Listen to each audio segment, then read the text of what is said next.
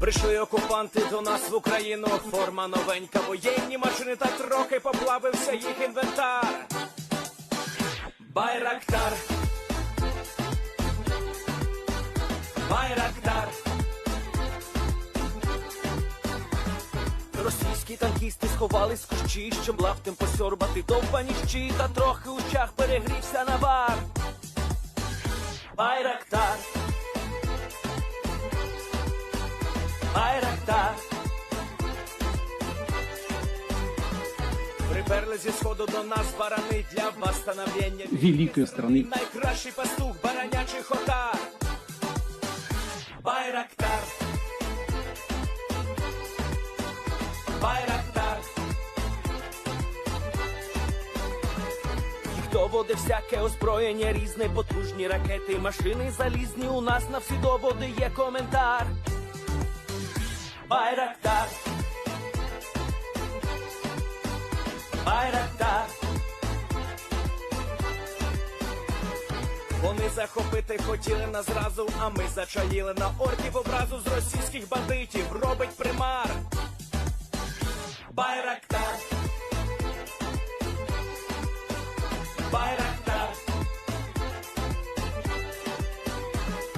Російська поліція справи заводить, там вбивцю рашистів ніяк не знаходить, хто винен, що в нашому полі глухар.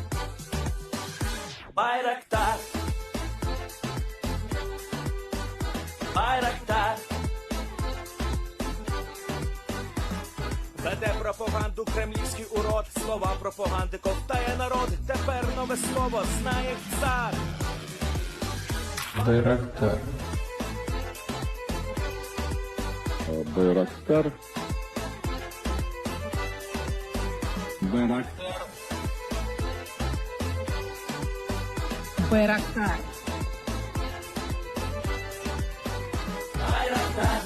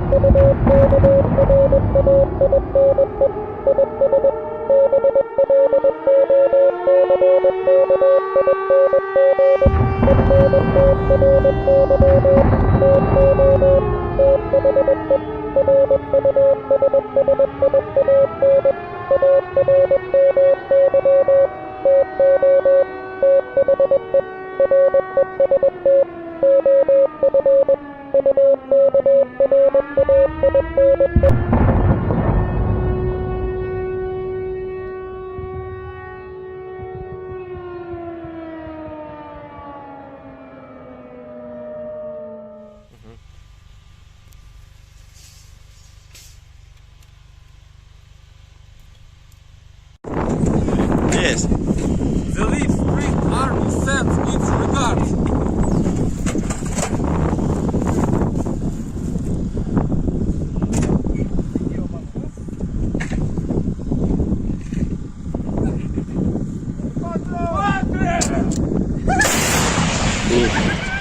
Русский военный корабль. Предлагаю сложить оружие и сдаться. Русский военный корабль, иди нахуй.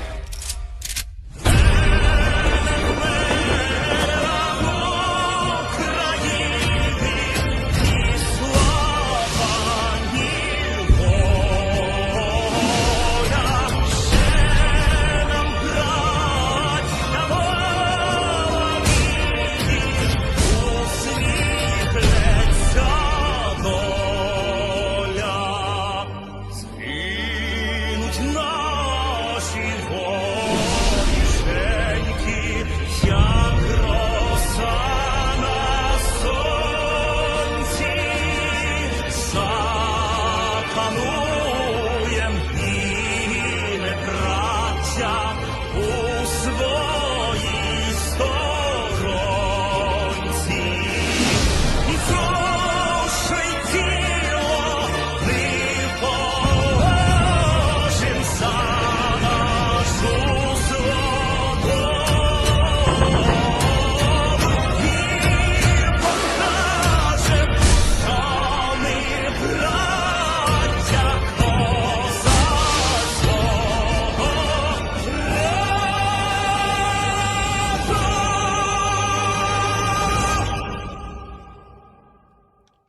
Hello, everyone. I'm the Enforcer, and I'm accompanied by Enforcer Matt.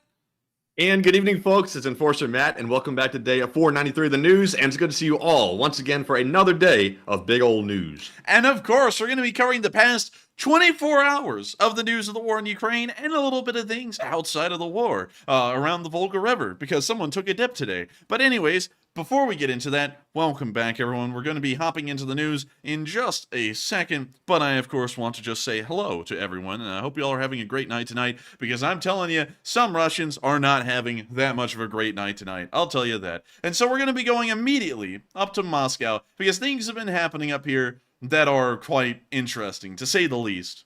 First off, we saw that Putin has put out some lies, and I've got to say, these are some very low-quality lies, and these were pointed out by United 24. This apparently was on June 16th of this year in St. Petersburg. Putin was having some kind of a talk show thing going on there, and he was answering questions, and so here's the translation at the bottom, and I'll point out as well what is the comeuppance here. Now, to date, 186 tanks have been lost by the Ukrainian army, and 418 armored vehicles of various classes. And then 1 hour later, he then says, by number, by quantity, 218 tanks, and there are leopards. So the number immediately changed within the course of an hour, like he's on some kind of a live news update on YouTube. And he sat there and went from 186 tanks to 218 in the same conversation, not getting any additional information. The number is just coming out of his ass, pretty much, and that's where the number's coming from. So already we have a very good idea. This number is absolute garbage. Among them, and 418 armored vehicles, of which Bradley, as far as I know. And then the copyright. Oh, no. You know, U-24 had another video out where Putin had said at one point, I think it was last year, that the Wagner was not funded whatsoever by the Russian government. And then this year they had a clip of him saying that it was completely funded by the Russian government and he wants his equipment back. This guy lies constantly. Yeah, he lies like it is a normal way of conversating. Apparently, after United 24 put out this video showing the blatant lie that Putin made, Putin got so pissed off that he went and purged a former prosecutor of Crimea who drowned in the Volga River today. Now, that's kind of weird. How the hell do you drown in the Volga? And who the hell even goes swimming in the Volga? This is the Russian equivalent to the Mississippi River right here. Do you know of anyone who would be stupid enough to go swimming in the Mississippi River? Or better yet, in the Rhine River? No, I don't think anyone does. So why in the hell would anyone in Russia go, oh, Brit even? You know what would be great if I go swimming in the Volga? That is the stupidest thing I've ever heard. And this guy ended up dying today. He drowned while swimming in the Volga. This guy is also the former deputy prosecutor of Crimea, who was appointed after Russia annexed the Crimean Peninsula. So it appears that this is another part of the purge, another buildup of the purge as victims. Because we've already seen that one guy has been put into critical condition in an ATV accident. This guy is now drowned in the Volga River. Surovikin has been arrested, along with Yudin, who is also possibly been arrested. We know he's been removed from his position. So we can now see that the purge is starting to claim people, and they're starting to die in weird ways. I mean, hell, this is a weirder way to die than most hamsters die. And hamsters die in some of the weirdest ways, you know, jumping into a ceiling fan or something. But anyways. Hell, the Russian media is going to report this like, Obliat, he slipped on a banana peel, he banged his head, unfortunately fell in some mud and then drowned. Dude, they're going to sit there and they're going to have, so this was actually the magic water drop, it went through the top of his skull, making a hole, then turned around and came back through. Like, they're going to be coming up with all this bullcrap, like the magic bullet on this guy. But anyways, he drowned in the Volga River. Very unfortunate for the Russians.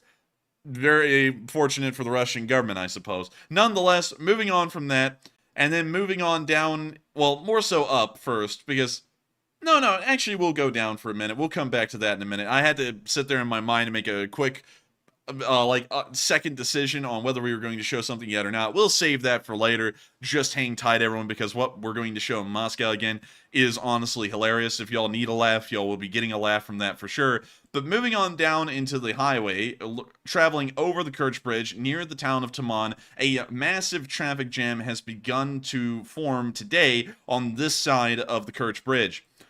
To give a little bit of background information as to why this is odd, because many of y'all have heard of traffic jams at the Kerch Bridge, but I'm sure that many of y'all have not heard of traffic jams on this side of the Kerch Bridge. Most of the time, we're seeing traffic jams of people trying to leave Crimea, and when they get to the Kerch Bridge, there are so many cars trying to leave at the same time, it ends up being a traffic jam. We're not seeing the same thing over here near the town of Taman. From what we're telling and what we're seeing, it appears that a police checkpoint has been set up at the Kerch Bridge that is either heavily limiting the amount of people that can cross over into Crimea, or maybe blocking them outright from traveling into Crimea. The information on that has been mixed. I have seen a few people say that people are being completely blocked from entering Crimea, and others are saying that only a handful of people are being allowed to cross the Kerch Bridge and travel on into Crimea. But we did see a small video clip today showing this traffic jam in this area.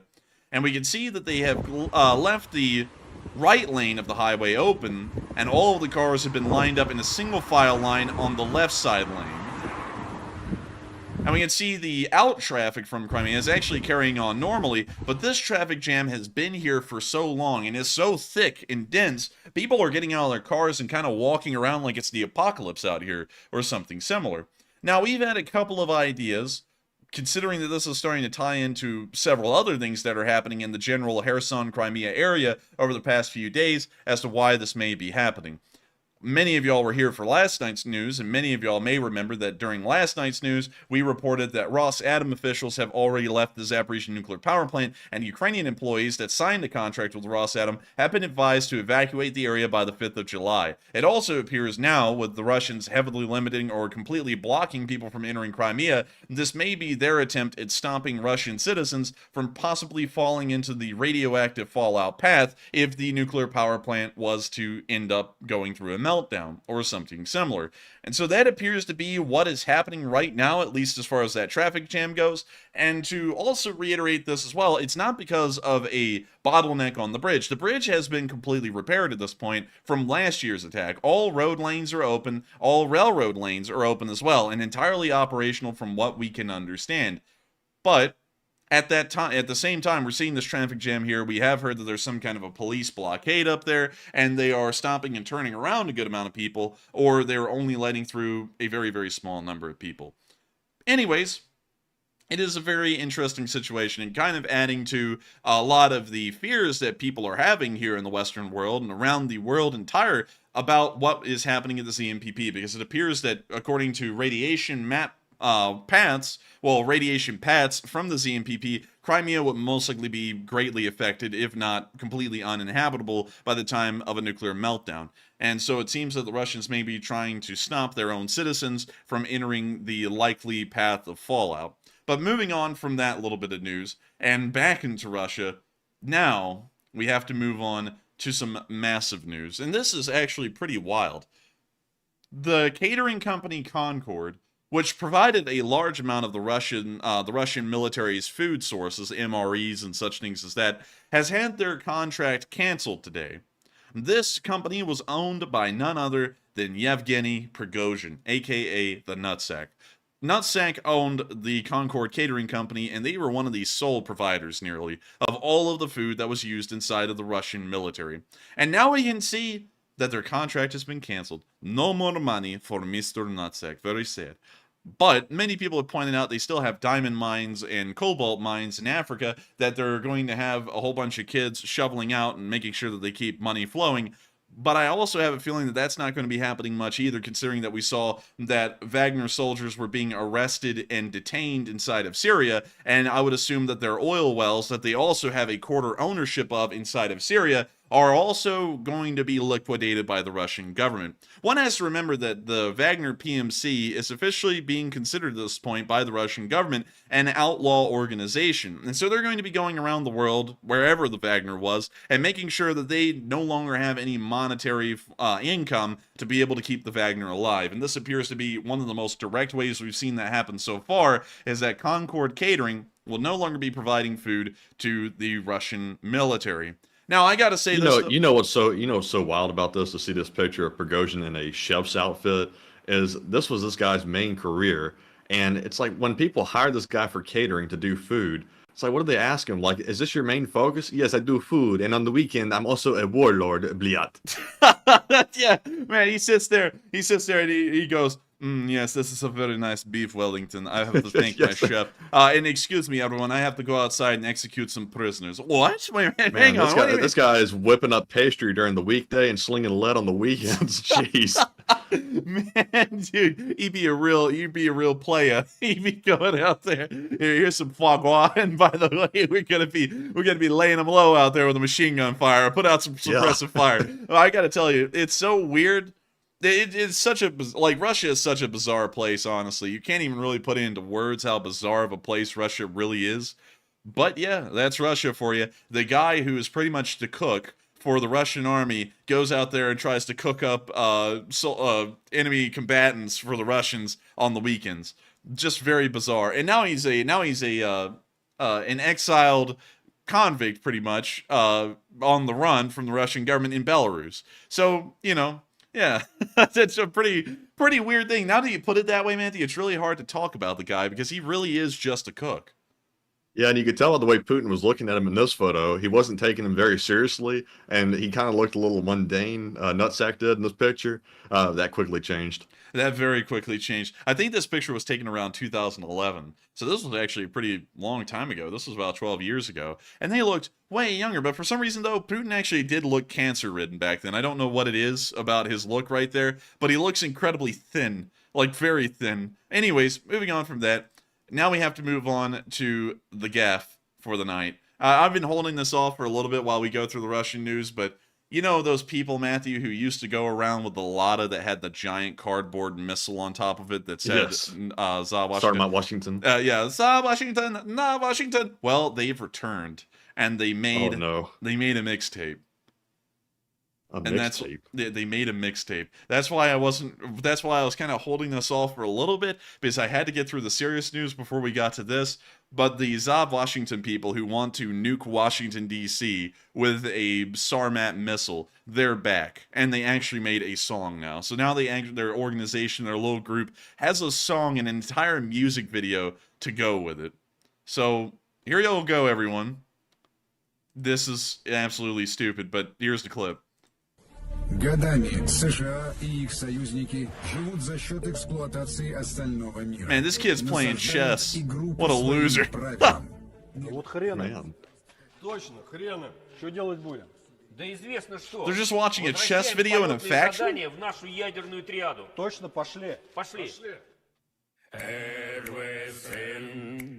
Oh, God.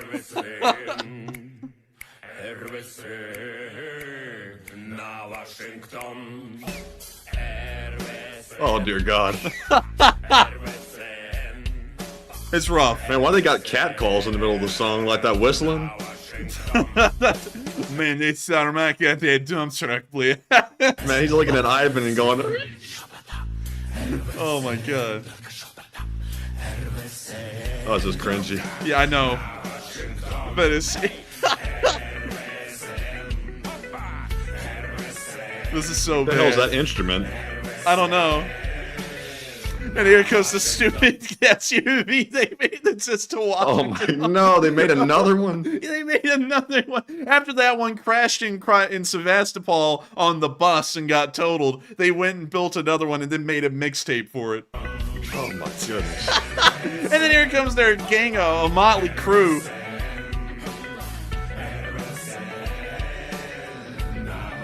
Oh my lord. And who are these people again?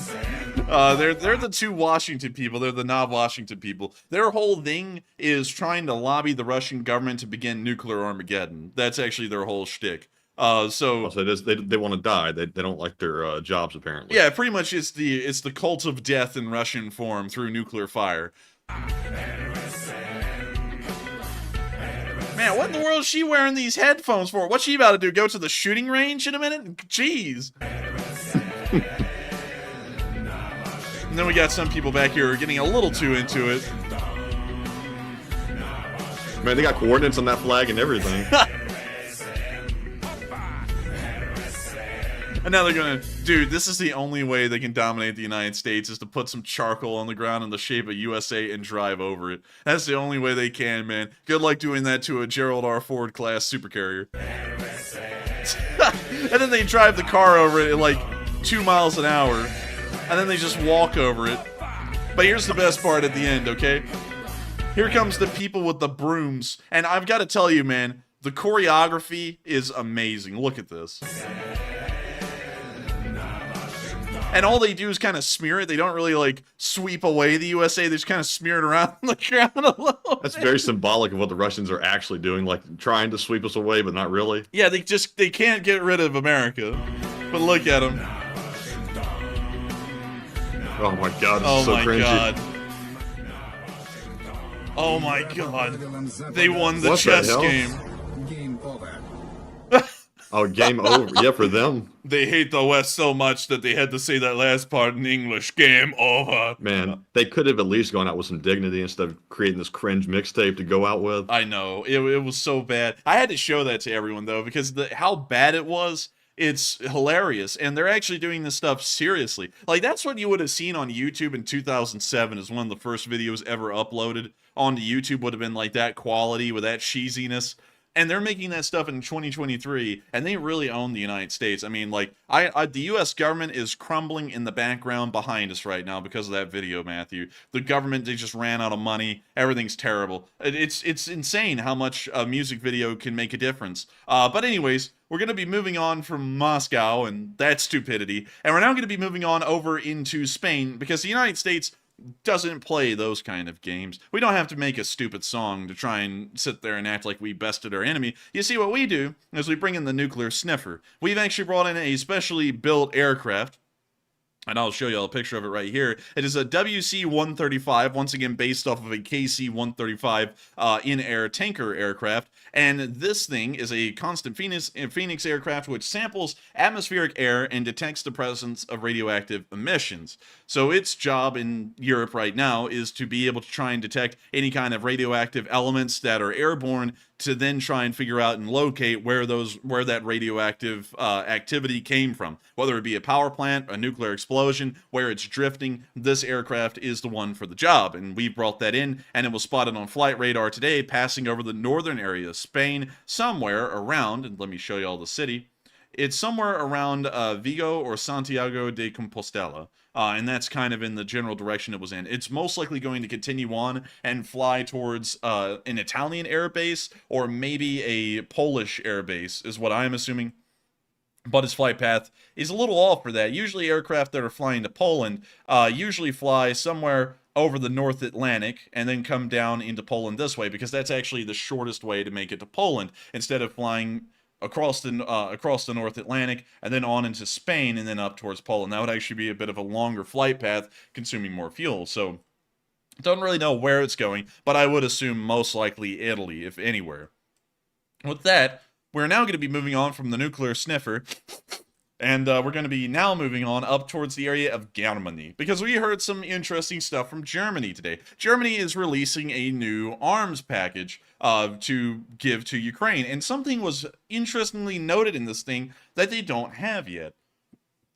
And so, we can see that they're going to be getting some BV-206s, they're going to be getting some ammo for some tanks, they're going to be getting more Leopard 2s, they're going to be getting 18 more of them, which is quite nice. They'll be getting another 40 Martyrs, they'll be getting 50 Dingoes. And by the way, Dingoes, that's an armored car. I'm just kidding with you. I'm just playing. 54 M113s, and then also 118 MG3s for the Leopard 2, the Martyr, and the Docks, which are all armored vehicles. So they're just going to be giving some additional machine guns, so that way they can be mounted atop the APCs and tanks. But what is very interesting about this arms list, Matthew, is the munitions for a certain tank. A munition for Kampfpanzer Leopard 1. Interesting. Did they actually, like, confirm have those yet? They don't. But this is apparently clearly showing that they have plans to send Leopard 1s to Ukraine, because now they're going to be sending the ammunition ahead of the Leopards. Kind of like how the British sent their depleted uranium ammo to Ukraine, and we saw the Challengers arrive after that ammo got there. So this does appear that the Germans have been able to find a way, or confirm that they will be able to get some kind of Leopard 1s to Ukraine here in the near future, and now, because of that, they're going to be sending the ammunition ahead of the tanks, so that way when the tanks arrive, the ammunition is ready for them. To once again go over the Leopard 1. The Leopard 1 is one of the first main battle tanks seen in the world. There is some debate amongst tank scholars, if there is such an actual niche as that the Leopard 1 is not the first main battle tank in the world. That honor actually goes to the British with the Centurion medium tank, but most people are kind of in the degree that this is one of the first main battle tanks ever seen in the world. It emphasizes speed, maneuverability, and a small amount of armor protection. This thing is largely a glass cannon, though, with nearly no armor. But it does emphasize what modern main battle tanks would be seen to emphasize in far greater portions today. It is a fairly good vehicle as well, no doubt about it. It uses a license-built L7A1 105mm main gun. It is incredibly powerful, even in the modern day, and can most likely punch through almost any armor you could throw up against it. In fact, I saw some ballistic tests. I'm not showing them on stream because the chart's just impossible to read, and I know no one wants to read that, but I did check out some ballistic tests of the original M1 Abrams. And let me put in an IP M1 so that way I can get a Abrams with a 105mm gun. And so, no War Thunder, please. We just want a real picture of a real IPM-1. So, this is probably the best one we'll get right here. That is an IPM-1, and that is the closest picture I really think we can get right now to an M1 Abrams, because for some reason there's very little pictures of real M1 Abrams. The original Abrams didn't have the 120mm Rheinmetall guns that you see on the M1A2s in the modern day, like this one right here that is also found on the Leopard 2. The original ones actually had something very similar to an L7A1 main gun. I believe it was actually something along the lines of an L7A3 main gun, which is also 105mm. It's just a slightly improved cannon. And according to ballistic tests that were done on this gun, it actually had enough firepower that it could punch through the frontal armor of a T-72 during the 1970s and the 1980s. And so that would still stand true today. It would be able to punch through the armor of really any Russian main battle tank there is. And this is the exact same gun that you would find on the Leopard 1, which is, once again, another copy of an L7A1 gun. So the Leopard 1's firepower would prove to be good enough that it would actually be able to wipe out Russian tanks, T-72s like we see them today, and may even be able to punch through some of the explosive reactive armor, such as Contact 5, that has been mounted onto the more modern Russian main battle tanks, such as the T-90M, or the T-72B3, or the other T-80 series main battle tanks, from what we can tell. And so it will be a fairly good tank. Not only that, these things are speedy. And let me go get some stats on this thing here real quick, because it doesn't really excel in the firepower, well, the armor rates. The armor is paper thin. You could punch through that with really anything. An SPG-9 would be able to take out a Leopard 1 if it hits it. But what it excels in is its speed. This thing can go, and let me make sure I'm getting this correct, 65 kilometers per hour at its top speed. Compare that to an M1A2 Abrams. And let me go get the Abrams right here. And let me go down here. And the maximum speed of an M1A1 Abrams is 72 kilometers. And an M1A2, which is the ones we're actually sending to Ukraine, its top speed is 67 kilometers an hour. And so a Leopard 1 can actually keep up with, for a long time, an M1 Abrams. And this thing was originally introduced in the service in the 1960s. And so while it is a fairly old tank, it has a very good amount of firepower. The more modern versions, such as the Leopard 1A5, have some fairly advanced optics, very comparable to earlier M1 Abrams, such as the M1 and the IP M1 Abrams. And so this thing will do quite well. As long as it doesn't get hit, it'll be fine. And so great to see that they're going to be sending ammunition for the Leopards. Hopefully we'll hear something about the actual Leopard 1s and the number that will really be sent and will be realized in Ukraine. But still, a very good day for Ukraine as far as getting another 18 Leopard 2A6s, and hopefully all of this equipment will be put into service with the Ukrainian army here in the near future. Moving on out of Germany, and on to Ukraine, we also heard President Zelensky making an announcement today, while I stutter my way through that. What happened? Where he said that Ukraine will not compromise its territorial integrity, even if it allows immediate NATO membership. And so the hypothetical scenario he was talking about here is that if NATO said, we'll give you immediate membership if you give up Crimea and the Donbass, he would say no to that. He would continue the war and continue to try and reclaim the territory in the Donbass and Crimea, so that way Ukraine retains its territorial integrity and reclaims the land it legally owns. Also, another interesting thing about this is that this would largely be in the United States' favor for him to make a statement like this, because the United States is leaning on the idea and the hope that Ukraine will be able to push the Russians out of Crimea, and therefore the Black Sea Fleet will no longer be able to operate during the summer, which will allow us a lot of leeway in what we get to do and what we get to receive out of the Middle East, because the Russians will no longer be able to force our hand to the diplomatic table and give concessions to try and avoid some kind of a conflict. So hopefully Zelensky stays true to that as time goes by. I think it's a good call, and hopefully we'll see that Ukraine reclaims all of their territory, liberates the people who are in Russian-occupied areas, and also pushes the Black Sea Fleet out of Sevastopol port. Moving on from that interesting news and on into our location unknowns, we have a couple of interesting ones tonight. And starting off with our first one, we saw that the Chechens are making new films. Oh, they're back in business again?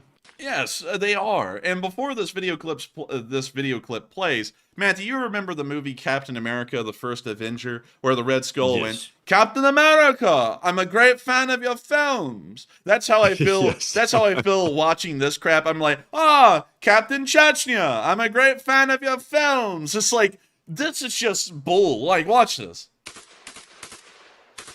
Oh man, look at him. He real hoppy. Скоро Украины не будет, не переживайте.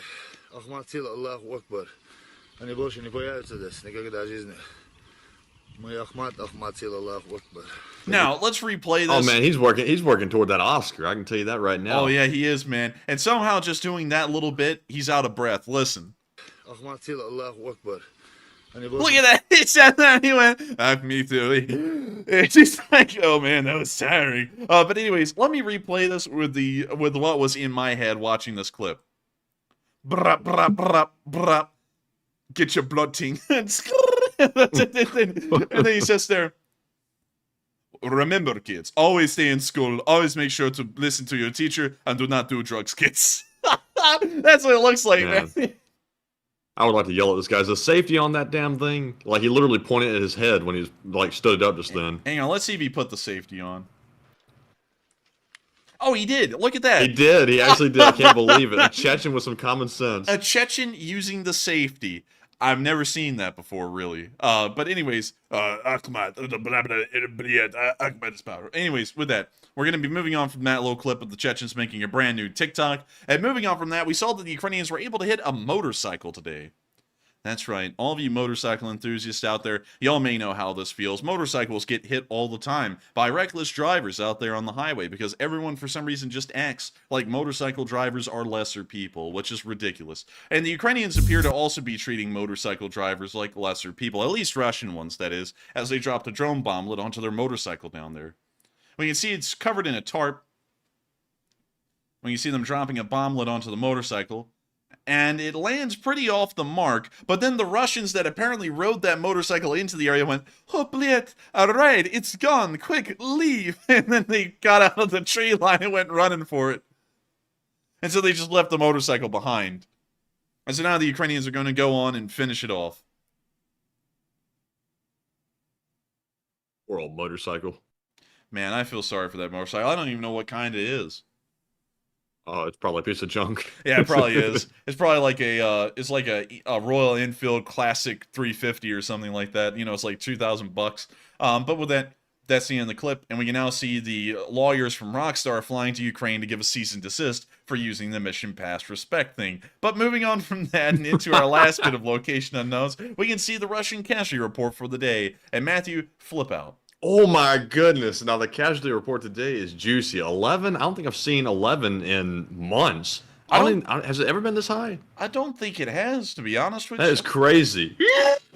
Man, and I look, big day for the Bobcats. Love to see it. It is a big day. Let's see.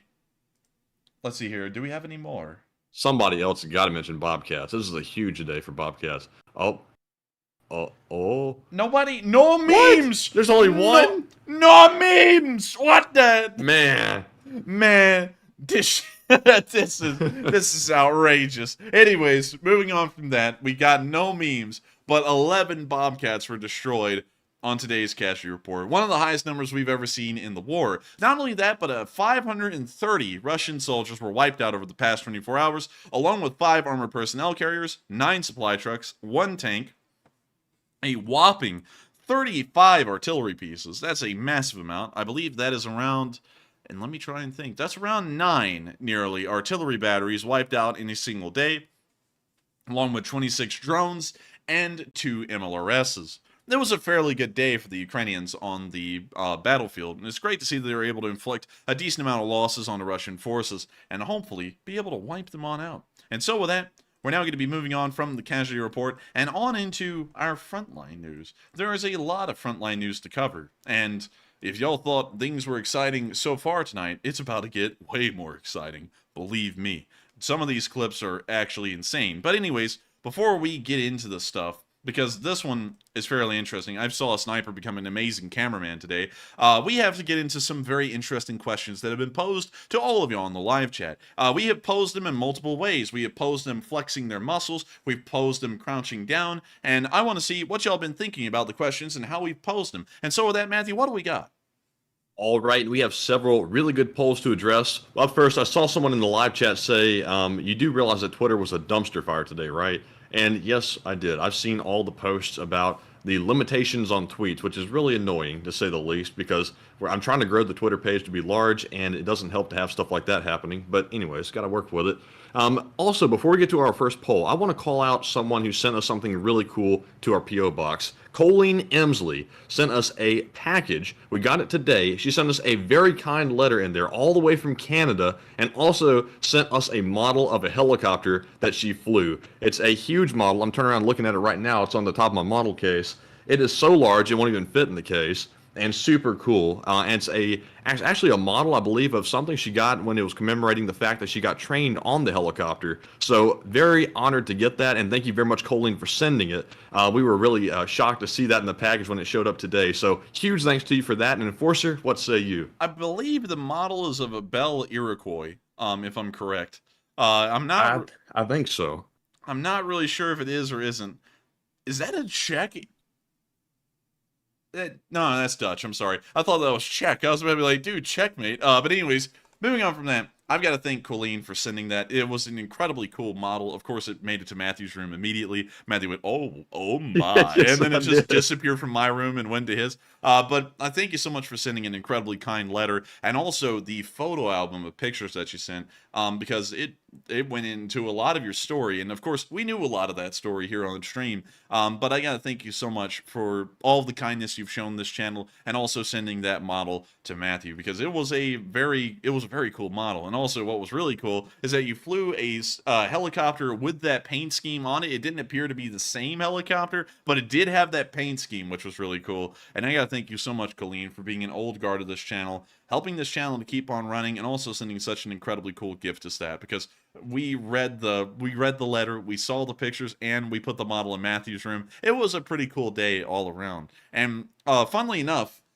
to go into a little bit of a backstory, the post office almost lost your package. They didn't even put a slip into our P.O. box to tell us that it was supposed to be there, and it wasn't, because the box was too large to fit. And so if you hadn't told us about that package, I think the post office would have just ended up losing it.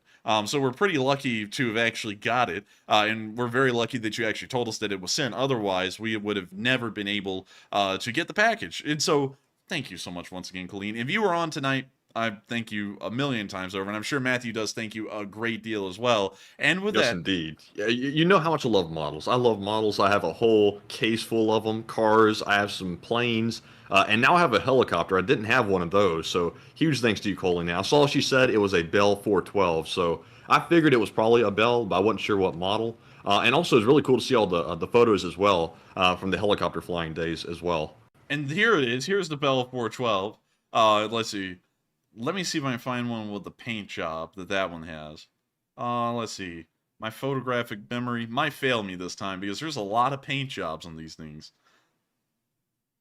Man, I think it is going to fail me, and I don't think I'm seeing it either. But this is the helicopter that there is a model of. It looks a lot, and correct me if I'm wrong, it looks a lot like an Iroquois or a Huey. Honestly, it looks almost just like one. But it was an incredibly cool model. It actually came with that little thing under the fuselage right there. I don't know what that is, but still incredibly cool. And I thank you so much for sending it because Matthew has really been enjoying it. He's already put it in his office in a specific little spot. It looks really good too. And so with that, thank you so much once again, Colleen. I hope that does address that fairly well. And we are on to the next one. All right, and moving back into our polls, we have our first one, which says Zelensky says he will not give up territory for the sake of NATO membership, and is this wise? 77% said that is wise, no territory lost. 11% said I see both sides to this argument. 7% said unsure, and 5% said not wise, NATO should be paramount. And on this one, I actually see both sides to this argument, believe it or not. I'm with the 11%. I understand that Ukraine does not want to give up any territory, and I always agree with that sentiment 100%. However, being a part of NATO is a massive, massive insurance policy to ensure that Russia is not going to take the entire country or try to basically wipe it down basically to the foundations. I have no doubt Ukraine will win, but it's going to be costly no matter what happens. So, I mean, it would be beneficial to be in NATO, even if they had to give up a small little portion of land on the edge. I know nobody wants to do that, but I mean, I can see both sides of that argument. But Enforcer, what say you? I would say that, and let me think here. I'm trying to think because I just saw something in the live chat that I'll be getting to in a minute. But I would say reread the line. The line was, Zelensky says he will not give up territory for the sake of NATO membership, and is this wise? I would say I think it's wise. Of course, NATO is an insurance policy, like Matthew said, but at the same time, I don't think that we should offer an insurance policy where a prerequisite is that you have to give up territory that is legally your land, such as Crimea or the Donbass, to get that insurance policy. So I would say that makes a good deal of sense, and we shouldn't make NATO membership for Ukraine dependent on them giving up territory that is legally theirs. And so with that, I hope that does address that poll fairly well, in my opinion. And I saw something in the live chat that I read, and it seemed like it was actually a sincere question. And so I was going to answer this one real quick. Someone said, you guys work so hard on your stream. Why cheapen your effort with stupid voices, the ridiculous bobcat shtick, and forced laughing? Maybe I'm just too old for your endeavor. Because we're not stuck up, that's why. To answer that, yeah, one, we're not arrogant, and we're not going to act like we're just high and mighty people. And two, a lot of people enjoy that kind of stuff, and so we do it so that way this is a lot easier for people to handle. Now, I know that you, and knowing how many people are like that, I know that you're sitting there in an apartment or something, and you're wanting to act like this is the briefing room in the Pentagon, but this is not the briefing room in the Pentagon. This is the Enforcer channel. We sit here and we joke around on the Enforcer channel. The war is the war. Whether I deliver this to you like you're listening to it from General Milley, which honestly I wouldn't really want to hear General Milley delivering this news to me, or if I sit here and joke around like we do, the news is the news. We do silly voices because people laugh at them, and it makes the war a little bit easier for people to get through. We sit there and do the bobcat shtick because it's funny, and I think it's funny, and Matthew thinks it's funny, and everyone else thinks it's cool. But that's why we do this stuff. You know, and to answer that, I'm not going to call you out by name, but if you don't like it, nobody ever forces anyone to be here. It's not like you get on YouTube and someone's putting a gun to your head every time you get on YouTube and telling you got to come on the show. It's just the show. If you don't like it, there are a million other people out there who do this. But that seemed like such a sincere question that I had to answer that one, because I was like, what is up with that question? And and I never get it. In case y'all don't know, there is a lot that we see that y'all don't see because we're running the channel that just makes us furl our eyebrows and stuff, because it just doesn't make any sense, like how people will come onto our show and then act like they can say that they have a qualm with and act like we're going to change the world for one person. It always just gets me like that, and that one was so worded in such a way. I was like, I have to address that one because that's just weird. But anyways, with that, we are now going to be moving on into the next one.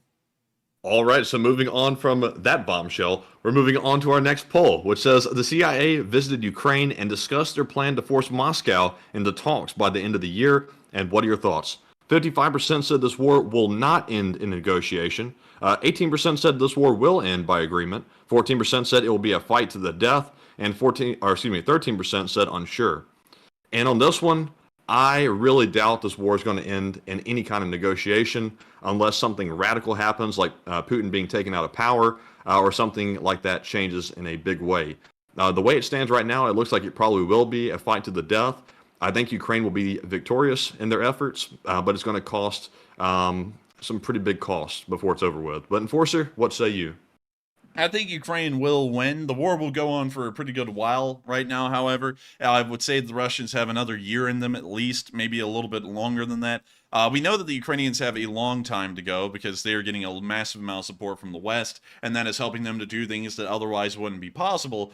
So I would say maybe another year. I don't think it will end quickly unless if there is some kind of a coup that happens in Russia again. And so with that, hope that does address that fairly well. And with that, we are on to the next one. All right, and our last poll says reports show Russians are flooding into Crimea at a high rate, and there are massive traffic jams. And what are your thoughts? 36% said it's the Russians fleeing the mainland. 33% said it's Russians going on holiday. 17% said unsure, and 14% said the border might be closed. And to me, it looks like the Russians are probably fleeing the mainland. I'm not sure if Crimea is exactly a safe haven to go to from Russia, but for this to be holiday traffic, is it even a holiday in Russia? No, it's not. Yeah, I guess it's holiday like they're going to the beach maybe or something like that, but I would say it's probably them fleeing. They think something bad's going to happen inside of Russia, but Crimea is not the place to go if that's their mindset. But Enforcer, what say you? From what I understand, the Russian police are at the border in between Crimea and Russia, and they're starting to limit heavily the amount of people who can enter.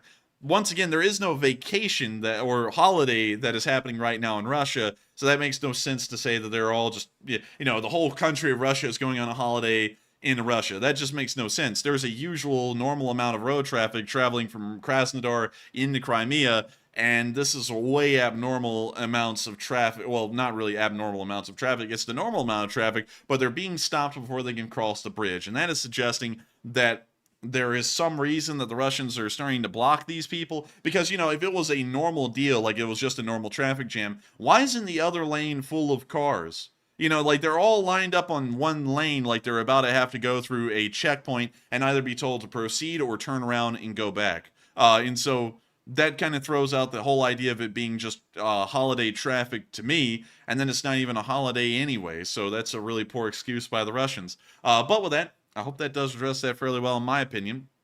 And with that, we are on to the next one. Also, Adsy Linger said, in Europe, going on vacation is called going on holiday.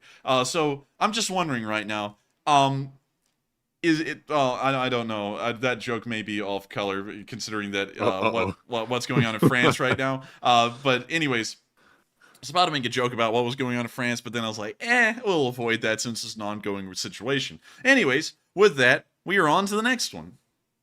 You heard that the riot situation in France is actually kind of spreading to the rest of Europe. Have you heard that yet? Yeah, I did. I heard that in Switzerland, in the town, I believe it is Lucerne right here, or Lucerne, there are riots going on there, and apparently they've also spread to Belgium as well. So it's like a disease or something that's starting to spread around everywhere, and everyone's like, what the hell is going on? But I gotta tell you, I'm actually going to be running a poll on that here soon, a question about who's behind it, but that's coming later in the stream. I gotta tell y'all this, funnily enough, we were actually planning on making a video about the French riots today and explaining what was going on with them. The thing is, though, we then decided not to because the riots are beginning for a largely, of course, doing a decent amount of research on it, they're largely being started for a political reason, and so we can't really cover it because we have a no politics rule, and that largely falls into a umbrella of Western politics. So we couldn't cover it.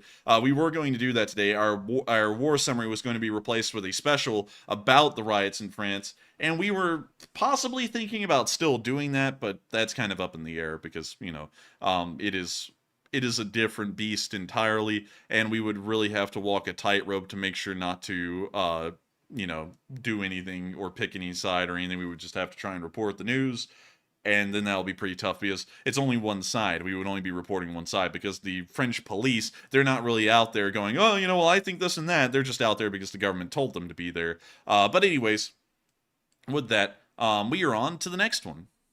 All right, so moving into our super chat questions. Up first, we have a very generous $50 donation from Enforcer for President, longtime channel viewer and legend. And thank you very much for that support. And they said, so happy to see my LSA familia, and long live the LSA, and take one from the chat, please. Hey, and thank you so much for the support, Enforcer for President, and helping this channel to keep on running. And I've got to thank you so much for enjoying the Lee Spring Army, and once again, being here with all of us tonight as we continue to cover the news, and we will make sure to get a live chat as well. And so with that, thank you so much once again for support. I hope that does address that fairly well. And with that, let's get a live chat. All right, and the live chat question sponsored by Enforcer for President goes to Judy Wilson, who says, what do you think the chance is that Putin will be removed from power? The chances during Prigozhin's coup it was almost 100% chance. It was a 90% chance, I would say, that he was about to be removed from power. And then the 10% won over the 90%, which was the craziest part about the whole thing. I don't really know what the chance would be at this point, because Prigozhin was really the only person we saw in Russia that clearly had some kind of a way to actually attempt to overthrow the Russian government. Beyond him, it's largely anyone's guess if anyone would be able to pull off a successful coup against the Russian government. There could be a lot going on behind the scenes, but considering that there is a purge happening at the moment, that's probably being put on hold or may have been thwarted already. So I have to be honest with you, I don't really think the chance of him being overthrown right now is going to be all too high, unless if he overplays his hand in this purge, and then he ends up resulting in people acting like they have to do something now, or it'll be never. And so with that, I hope that does address that the best I can, and thank you so much, Enforcer for President, for sponsoring that live chat. And with that, we are on to the next one.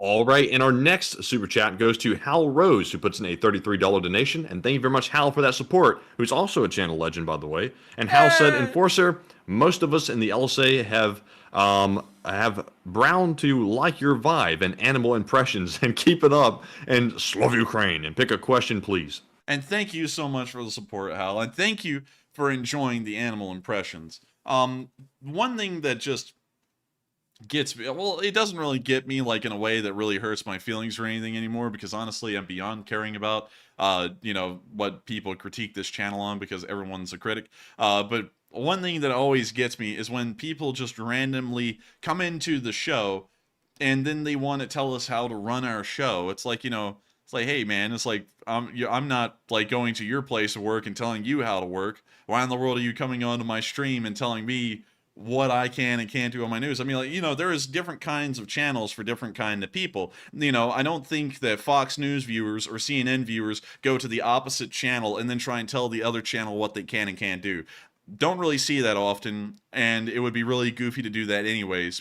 So, you know, it's like, why in the world do people come in here and say stuff like they don't like the voices or they don't like the animal noises? It's like, you know, if you don't, there's a lot of channels out there that don't do that. You know, it's not like I'm forcing. Yeah, why you mad, bro? Yeah, why you have to be mad? It's only games. That's like, you know, that gets me every single time. Like, it just confuses the hell out of me, because it's like, you can watch any other show you want, and then you're here and you're complaining about my show. It's like, obviously you must like it for some reason to be here, so why complain about the parts you dislike? Just be happy being here. You know, but still, I thank you for the support, Hal, and enjoying the animal noises and the voices, because, oh man, I'm telling you, I get no respect around here. And so, thank you so much once again for the support, Hal. I hope that does address it fairly well. I had to address that one, though. We usually don't address stuff like that anymore, but seeing that in the live chat, I was like, that is just weird, you know. And it was weird. It was worded in a way where it wasn't actually a bot, it was actually a real person asking the question. And I was like, that is a weird question to ask, you know? It's like going into a, like honestly, this is what this is like, Matthew. It's like going into a theater to watch a play, and you know it's like Macbeth or something like that, and you go in there, and you sit down, and you go, why is it Macbeth? Why are we not watching Hamlet? You know, it's like, well, because you paid for the ticket from Macbeth. That's what you're doing. I gotta say, if you don't like it, turn off your station. Turn off your station. Turn off your station. But anyways, thank you once again for the support, Hal, and we will make sure to get a live chat question. So that, what do we got, Matthew? All right, and this live chat question sponsored by Hal Rose goes to Mighty Rude. And you're actually not Mighty Rude. You're actually very kind. But why isn't Ukraine getting visas? What? Why isn't Ukraine getting visas? Weasel, the Weasel APC? Yeah, like weasels, but you know it's German. Let me go get the Weasel. The Weasel. This is why they are not getting the Weasel. It is a tiny, it is a tankette. It has a crew of 2. And you can put a 20mm autocannon on top of this thing, as seen there. You can also put stingers on top of this thing, as seen there and there. Or you can put a tow missile launcher on top of this thing, as seen there. The reason why they're not getting them is probably because they're very limited in their real-life usage. These are mostly meant for light scouting forces, light recon, and I believe airborne forces, like the Fallschirmjäger. I don't think they're meant for just, you know, actual frontline combat. I'm sure they wouldn't do that bad. I mean, it is pretty much just a little scooter that you can mount something on top of. Honestly, I wouldn't know why, because when I put it that way, it's almost an ATV, and the Ukrainians do use a lot of ATVs with this kind of stuff mounted onto them, and I wouldn't really know why they wouldn't give them at this point. Maybe it's, I don't know, maybe it's because the Germans love these things and they use them a great deal. Let's find out if they have any in service right now. So, this thing can get up to a top speed of 43 miles per hour, so the little fella's a scooter. It's got 86 horsepower. That thing, I bet, is very top-heavy, like ready to tip over. Oh yeah, I bet you. I will put money on it. There were 343 of them built, and it appears that... Let's see if anyone's using them still. Let's see. Apparently we had some of them. We had 7 of them for evaluation. Huh. Visa? Visa? But anyways, also, the Germans... let's see. The Germans still use all of them, actually, from what I can tell. They're just very weird, though. This one's also a just dedicated recon version of the Weasel. You can see it has a little fire control thing on top of it, so that way you can find stuff for the artillery to fire at. I don't really know why they wouldn't get these things. They're bizarre, though. They're really cool, I do have to admit. I wonder if you could get one of these things, Matthew. You know, I'm very curious. Man, you know how hard it would be to get that thing maintained. You'd have to learn how to work on it and everything. Yeah, you would also have to have the parts custom made, I would bet. Let's see. Toys for Boy. That's, you know, we're going to take that off screen because that title right there sounds a little sus. We're going to check this out. Looks like they may have a Weasel. So they do. They have a Weasel 1. Sadly, we would have to get a quote on this thing, so we won't get a price on stream, but here are some pictures of the Weasel that is for sale. And it's just a Weasel. It's pretty cool. I mean, you know, it's pretty neat. I wonder how much that would it's neat, but it kind of looks like a joke, to be honest. I'm not gonna lie, it kind of does. It's like a very limited use thing. It's for the airborne. And oh look, the Leopard 1A5 is sold. I wonder to who. You know, it's like, who in the world would buy a Leopard 1A5 right now? I would have no idea. But anyways, with that, I hope that kind of what? An EBR? Oh, that thing is in bad shape though. Yikes. They're pretty cool though. Why does it look like that? You know, that old Mercedes that Hitler used to drive around in? It looks like the tank version of that. You know, I'm kind of seeing where you're getting at there. It's a little weird. Honestly, that one's not in good enough shape to even really be worth considering. And it's funny that they whipped that thing out of that trailer with a Fuchs. It's like, out of everything you could have gotten, you got a Fuchs to whip this thing out? I don't know. Anyways, with that, I hope that addresses that fairly well about the Weasel. It may just be because the Germans use them and it may be considered a strategic asset, although I'm finding that really hard-pressed, but who knows? And so with that, I hope that does address that fairly well. Thank you so much once again, Hal Rose, for the support. And with that, we are on to the final question of the segment, and then we're going to be moving into the frontline news. All right, and if you don't like our animal noises, you're about to be very unhappy. We have a super chat from Duncan VR who puts in a $30 donation. Thank you very much, Duncan, for that support. He says, Bamuba, Baba, oh man, Baba, oh man, I'm Baba, Baba, oh man, I'm telling you, Baba, oh I'm telling you, I get no rough respect around here. Make some voices for the guy who complained, meow, woof, jugga jugga. I'm telling you. Oh, man, I'm telling you. I get no respect around here. I sit here and try and do voices. And then the enforcer tries to do a voice. And the creatures from the dark start ripping apart his flesh and saying, why in the world are you making that kind of voice? Little did they know that the FBI was on his tail and found out that he actually had a voice box impersonator. The liberal media, they don't want you to know this, but he's got a voice impersonator because he's a rat piece of shit. And that's why in the world he's got the voice impersonator. I've got to tell you, I've got to be completely honest. The voices are a little too much. We're going to have to tone them down. What are you talking about, Jack? You're lying a two-faced pony soldier to rope access, working on the ropes. You got him on the rope. Pay the big man a little. But anyways, thank you so much for the support, Duncan, and I hope you enjoyed that fairly well. And you know one thing I forgot, Matthew, out of all the voices I did right there? What was that? Have you ever tried to run a live stream a little bit and have someone come into your live chat and complain about how you run your show? Well, then you, my friend, are in luck.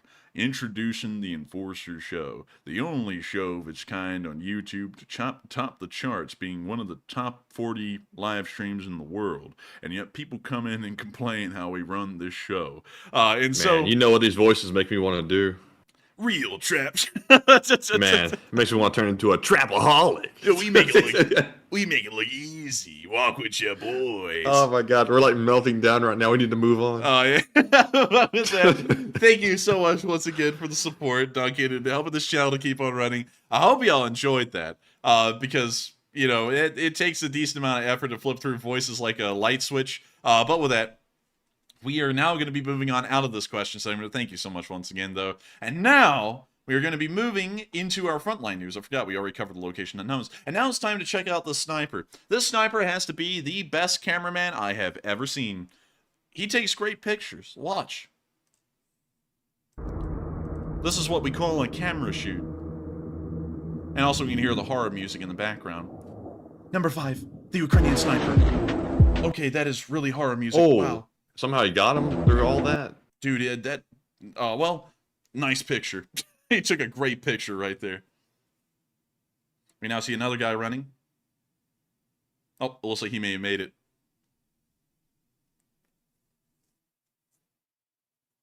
This guy's got to be the best shot ever to be hitting people while he's bouncing around the reticle like that. Man, this guy, he just knows. He just knows how to hit him. And we see the Russian kind of poking through the trees there. That's not a good thing for that Russian.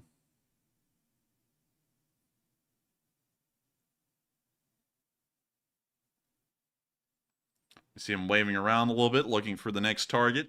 I mean, the next man who will have a picture taken. And oh, there he is. And oh, it looks like that man also had his picture taken. Well, smile. Dude, the Russians really don't have any sense. It's like they know there's a sniper shooting in the area, so they're going to stay out in the open. Stay in the open, blad. Make sure to draw their fire. Hey, I'm coming over for the barbecue, blad. Oh. I don't think he's coming over for the barbecue, Vadim. Oh.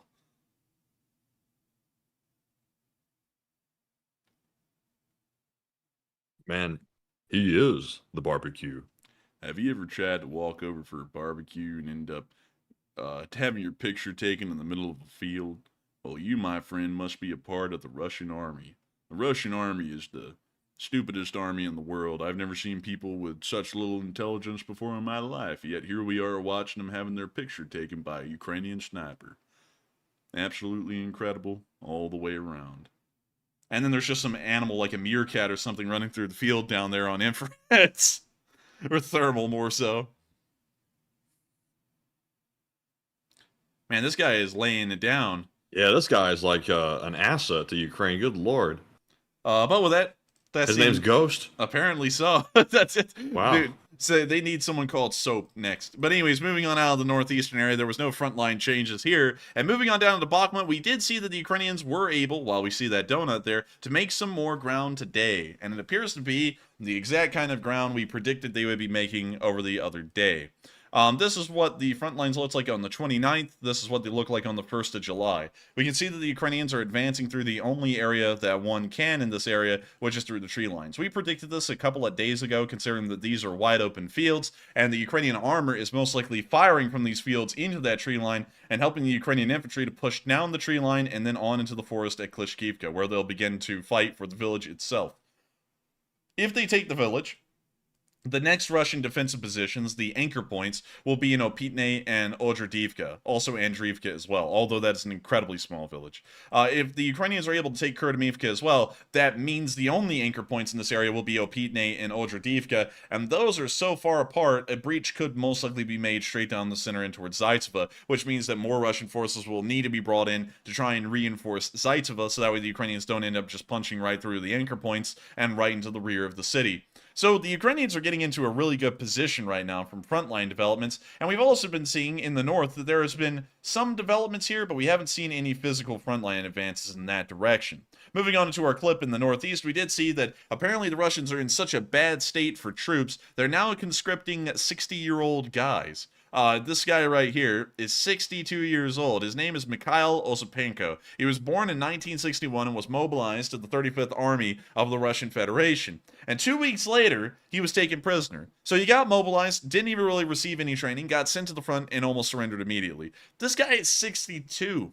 And they forced him to join the Russian army. And that tells you how bad they're doing manpower-wise, because they're having to scrape the barrel for 62-year-old guys. They're about as bad off as Germany would have been at the later part of World War II when they created the Volkssturm and started to recruit boys and old men. So with that, we're now going to be moving on into our next little bit of news in Bakhmut. You see, this news came out from the Russians because I've been telling y'all for quite a while that Bakhmut was an unimportant city with no strategic value. It was just something that the Russians could claim as a propaganda victory if they were able to take it quickly. Well, it appears the Russians are finally agreeing with me today because they're in an attempt to rewrite history about the Wagner unit. They're now going to go with the phrase, Bakhmut was never an important city, and it was just meaningless. And so I'm going to show you this clip made by Russian state TV where they are rewriting the history that they wrote. Here's the clip. And here is some more information about the myth of the maximum efficiency of the PMC Wagner group. Mariupol is one of the most important centers of Ukrainian metallurgy and a large seaport located on the shore of the Azov. The total area of the agglomeration is 244 square kilometers. Город, входивший в десятку крупнейших на Украине, из которого 8 лет целенаправленно делали мощный укрепрайон, считавшийся неприступным. And what happened to the translation? Just disappeared. Apparently. Nationalist organization is prohibited in the Russian Federation. The troops in the Ministry of Defense, the Chechen units of the Russian Guard, the battalions of the Sparta and Somalia liberated Mariupol in 71 days. Everyone remembers these shots, a handful of thousands of neo-Nazis who surrendered. And not the most important from the front of view of the entire front. Oh wait, hang on, let me get that line correct. And not the most important from the point of view of the entire front, Bakhmut.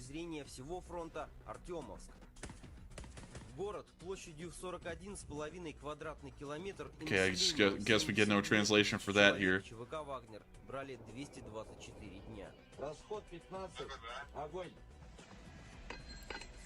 Why did we bring all this data? These data, of course, we do not in any way beg the feet of the fighters of the Chernovak and Wagner group, who honestly and selflessly fought liberating Bakhmut. We are only for the picture of what is happening to be always objective and not biased. So pretty much what they said in this video, while trying to not exactly diss the Wagner, because they're probably scared of them coming to their house and killing them, what they tried to say is, you see, the Russian army took Mariupol in 71 days, and it was far more important. Bakhmut was pretty much pointless, and it took forever for them to take it. That's pretty much what they said. And now you can see the Russians themselves are going to start rewriting history and saying that Bakhmut didn't matter. Hey, I've been saying that the whole time. And hopefully, you know, this adds a little bit of validity to the claim, because now the Russians are going to act like it was just an unimportant city. And that's how unimportant it is that they could just take the importance of it out of the equation and just go, it's unimportant, didn't matter. Because it really didn't. They're not getting anywhere beyond Bakhmut. They're losing Bakhmut. It ended up being a massive liability for the Russians to take this thing. And so that would actually be the true statement there. Now it's finally coming out in the middle of a smear campaign against the Wagner. But moving on from that, and behind the lines, we saw a picture of a armored car, an American armored car, making its way to the front. Look at that, Max Pro. Oh, yes, I love that. That is so nice looking. You know what's so cool about it? It's so high off the ground. That's what I like about it. Man, these guys are riding a 2-story building into battle. Yeah, seriously. These guys are up there so high up that if there was a Russian down here, he could just jump onto the guy and he would kill him because he'd break the fall. It's like, dang, man. I mean, this thing is literally like 100% American. Like, you can look at that thing. It's lifted, it's massive, it's heavy, and it looks super cool. And believe it or not, this truck is made in America, 100%. It's an international. A fine American quality vehicle. It's international, but not international in anything but name. This thing pisses red, white, and blue. It pisses absolute excellence. Guts, glory, international. But anyways, moving on from that, really cool picture to see. We're now going to be moving on into our next bit of news inside of Bakhmut, where we saw that the Ukrainian reconnaissance of the 93rd Brigade was destroying Russian forces.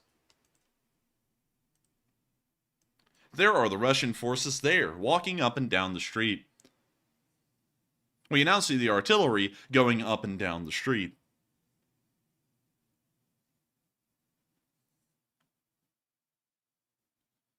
We can now see more Russians walking up and down the street. We can now see artillery sending shrapnel up and down the street. I feel like this is a children's book nearly at this point, jeez.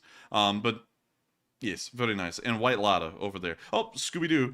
Like... Zoink, Scoob! I think the artillery's targeting us! Ruh-roh, Raggy! Detonation! Damn.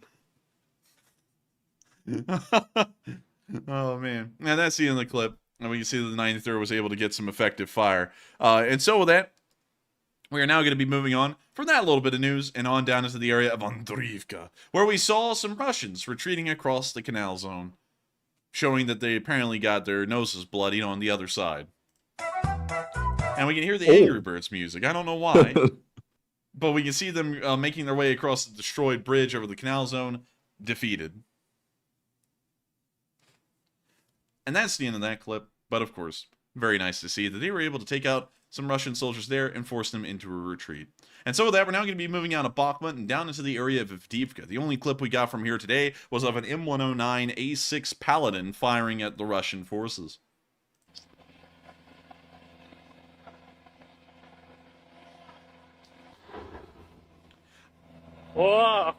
And y'all may be wondering, why was that so quiet? Tank silencer. I'm just kidding.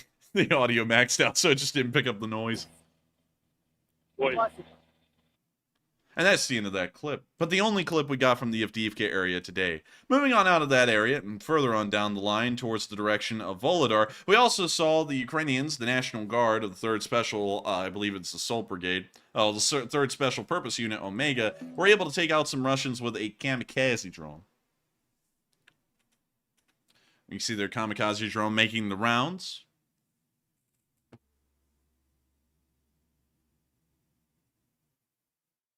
We can see it coming on in, and it appears to be hitting a BRDM-2, I think. Maybe.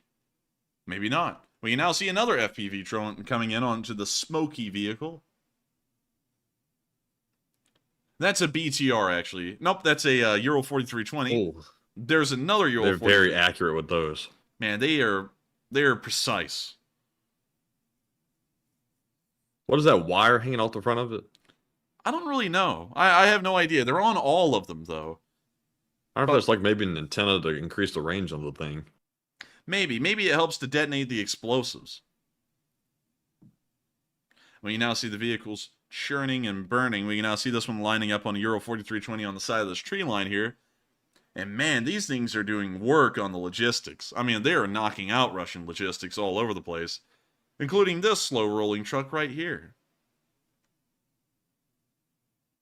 Man. They went upside down for that one. Man, they went and voided. They pulled an Immelman. But with that, that's the end of the clip. Sadly, we don't have the to be continued part. We just have the first part. But very nice to see. Moving on to our next clip near Petrivka, we also saw the 28th taking out a Russian tank. We're going to mute that. And then we can see the artillery firing. And we can see the Russian tank on the move, by the way. It's moving. We now see a little spark and another spark. And we now see some artillery explosions. We can see a somewhat smoky tank. And now we can see a burning tank. It has been destroyed.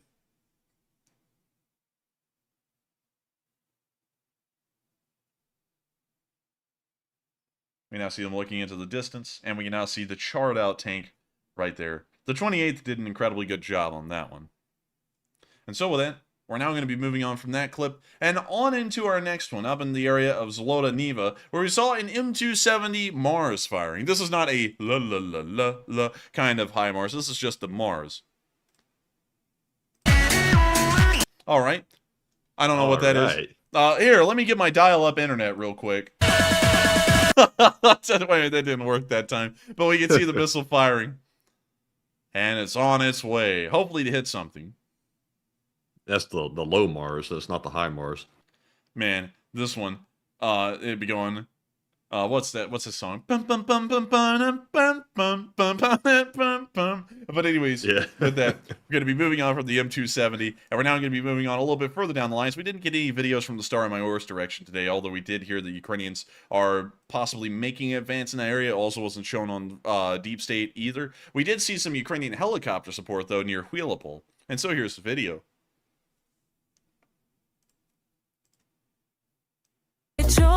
All right, we're going to mute that. More music. We can see the Mi-8 pulling up, and it fires all of its rockets. Now it turns down. When you see the next Mi-8 coming up, because they always have a wingman. And it's about to tilt up as well. And it fires all of its rockets. And then it also pulls down and gets out of the area. With that, that's the end of that clip, but once again showing more helicopter support for the Ukrainian armed forces. Moving on from that, and further down the line, we also saw near Cherivny and Mirny a grad battery firing at the Russians.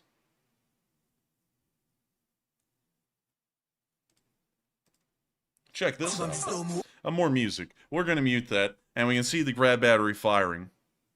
And man, what a sight. Power, strength. Psst, psst, psst. Yeah. Strength, power, and something. I forgot the other one. Well, actually, I don't have any strength. I really don't have any power. You see, this is all my insecurities. And then everyone lost. Then he lost everyone that day. But anyways, moving on from that. Nice grad battery, by the way. We're now going to be moving down to the area of Novopropivka, where we saw that the Ukrainians were able to destroy a BMP-3 today. We see the BMP-3 right there, and we hear the dubstep getting really strong, meaning that this thing is about to meet its maker. And there it goes, and we're watching from a distance, waiting for an explosion. Oh, wait a minute, it appears that it got hit. We didn't get to see that, and it was abandoned, and now they're going to fling another one down on it to finish it off. Right proper. And, where the hell is it? Oh, there it is. And now it's burning. Yippee! Let's give it up for catching on fire. And so with that, nice to see another BMP-3 destroyed, but we saw something today that one could only say would live in a dream. You know, there's different iterations of main battle tanks from the Soviet Union, Matthew. For example, there is a T-80B, as you can see right there, and the upgraded version of the T-80B where they put Contact 1 explosive reactive armor onto it, and that's actually called a T-80BV, and you can see a picture of that right here. Pretty cool. Pretty cool fun fact, right? Yeah. Now, what if I told you, Matthew, that the Ukrainians took a Leopard 2 and they turned it into a Leopard 2 BV? I would say I believe it. Well, it's a good thing you believe it, because that's exactly what we're about to be covering this next bit of news. Introducing a Leopard 2 BV. Here's the clip. It took a while for it to load. I was expecting that it wouldn't take that long. Here's the clip. That is what a Leopard 2 BV looks like. Of course, this has music. I remember that, so I just didn't even unmute it. Why is there a cap on the barrel? Dude, because they be capping for real. But why is there a cap on the barrel? To stop dust and stuff from getting in. Oh, okay. Yeah, it's not as cool as you would think or goofy. It's just, it's just there. But there is a Leopard 2 BV. And to move on into the next picture, after we saw their faces clearly, they then masked them for operational security reasons. In this one here, with little devils. Goodness. Dude, demons. But anyways, there's the Leopard 2 BV. And then we can see the explosive reactive, the ERA tiles on the side skirts and the side of the turret. And we can also see the amount of some to the front. Hopefully the driver's hatch is closed if they're ever hit, because these would actually explode downwards right onto the driver. So that would be a pretty tough day for him. But still, a fairly interesting modification. We did see them modifying this thing months ago, and now we finally saw this one on the lines, and it's the first Leopard 2 BV that we've ever seen in history, I believe. Moving on from that, however, and into our next news, we saw a Bergpanzer recovering some Bradleys from the field that appeared to have been damaged and then abandoned by their crews. There's the Bradley. Приехали с хлопчиками на эвакуацию, бля. And we see the other damaged Bradley here, and we can see them hooking it up to the Bergpanzer, and they're going to be taking these things to be repaired and then sent back to the front. Механ все мои роты, погорелись. Да, КБМ. И я. Да, и наша коробочка. Наша коробочка. Командир 7-й роты. Да. Есть. And so with that, let's see in the clip right there. And with that, we're now going to be moving on from the Bergpanzer, recovering those Bradleys, because that is everything that we saw on the front lines today. But behind the lines, we did see a Storm Shadow unsuccessfully, a Panzer unsuccessfully try and intercept a Storm Shadow, best way to put it. Where you see the missile streaks.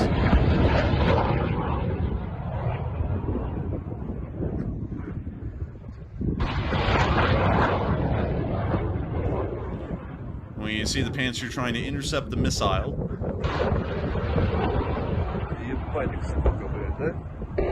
And it appears that it's unsuccessful.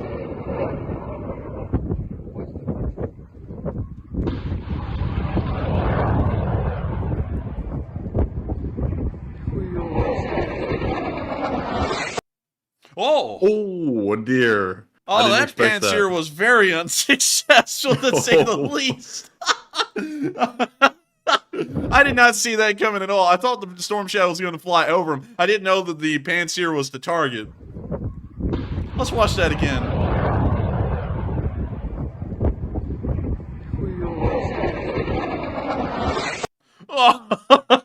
Damn, so much for the blur they're trying to put on the whole image. There's nothing on the ground. Oh my god. That whole video is him firing off missile after missile going, miss, blad, miss, blad. And then the Storm Shadow goes, missile to E5, and then the Russians go, you blew up my pants here, blad. Look at this. Oh my lord. Oh, bliat. Oh, badim, bliat. We lost another one. Quick, order another from the factory. They don't make them anymore, bliat. But anyways, wonderful video. It appears they weren't able to get the Storm Shadow, as many of y'all may be able to have told. And with that, we're now going to be moving on to Kyiv to cover the speech from President Volodymyr Zelensky. And so, without further ado, here is the speech. And it appears that he was actually in front of a nuclear power plant today, of all places. Speech. Dear Ukrainians, I wish you health. Oh, God, it's the voice translator. Oh, man. Well, I'm sorry, everyone. Y'all will have to be subjected to a voice translator guy. We are ending this day in Rivne region. I held another visiting meeting of the Supreme Commander-in-Chief's staff. Key issues of security in the northern regions of our country are measures to strengthen security. Everything that concerns the border, our forces of the Pivnich Operational Strategic Group, and Ukrainian strategic facilities, such as the Rivne nuclear power plant, where the staff meeting took place. There were reports of intelligence, the Commander-in-Chief, the commander of the Pivnich Group, the head of the Border Guard Service, the Minister of Internal Affairs, and the head of Rivne Regional Military Administration on social issues and people's needs. There was also a report by head of Energoatom Khotin, director of the Rivne NPP. In general, not only everything related to the physical security of our strategic facilities and northern regions, but also such sensitive issues as cybersecurity were worked out in detail. Thank you to everyone in Rivne region, and here at the Rivne NPP and along the entire perimeter of our northern border, who cares about the safety of Ukraine and our people. Today, another package of Ukrainian sanctions was published against those who help Russia wage this terrorist war. In particular, sanctions against almost 300 legal entities and almost 200 individuals. And these are not only citizens of Russia. Anyone in the world who helps the aggressor will receive a response from Ukraine and the whole world. Spanish Prime Minister Sanchez paid a visit to Ukraine today. It is very symbolic on the first day of the beginning of the Spanish presidency of the Council of the European Union. This clearly speaks to a new reality. It was always impossible to imagine our common European home as complete without Ukraine. And now we have achieved at the political level that European affairs are no longer considered without Ukraine. This visit of Mr. Prime Minister Sanchez speaks about the priorities of the Spanish presidency and our cooperation. I thank you, Spain, for your support, defense, political, economic. I'd like to express my special thanks for the respect and help to our people who found refuge in Spain, fleeing the hostilities in Ukraine. I believe soon we will be able to provide all the necessary conditions for our people to return home to Ukraine. By the way, today we signed a joint statement with Mr. Prime Minister Sanchez regarding support for Ukraine's European and Euro-Atlantic prospects. And this is already the 21st such statement. That is, the majority supported our prospects, in particular in the issue of membership in the alliance. Belgium, Denmark, our friends from Estonia, Italy, Iceland, Spain, Canada, this is Latvia, this is Lithuania, the Netherlands, Germany, this is Norway and Poland, Romania, Slovakia, Slovenia, Finland, France, the Czech Republic, Montenegro, and Sweden. Thanks to all of you. I am also grateful to those states with which we do not yet have such joint signed statements and declarations, but which absolutely clearly support Ukraine on its way to NATO, and therefore support the approach of real peace throughout Europe. Thank you, and one more. Today, there was a message from the National Energy and Utilities Regulatory Commission about the increase in water tariffs. Shameful decision to say the least. Unprofessional. Not agreed with the government. We cannot and will not accept such decisions calmly. The government is instructed to present a solution in response. And they will be. Glory to Ukraine. And Heroem Slava. And Slava Ukraini. And with that... Okay, real quick, though, just a quick question. Yes.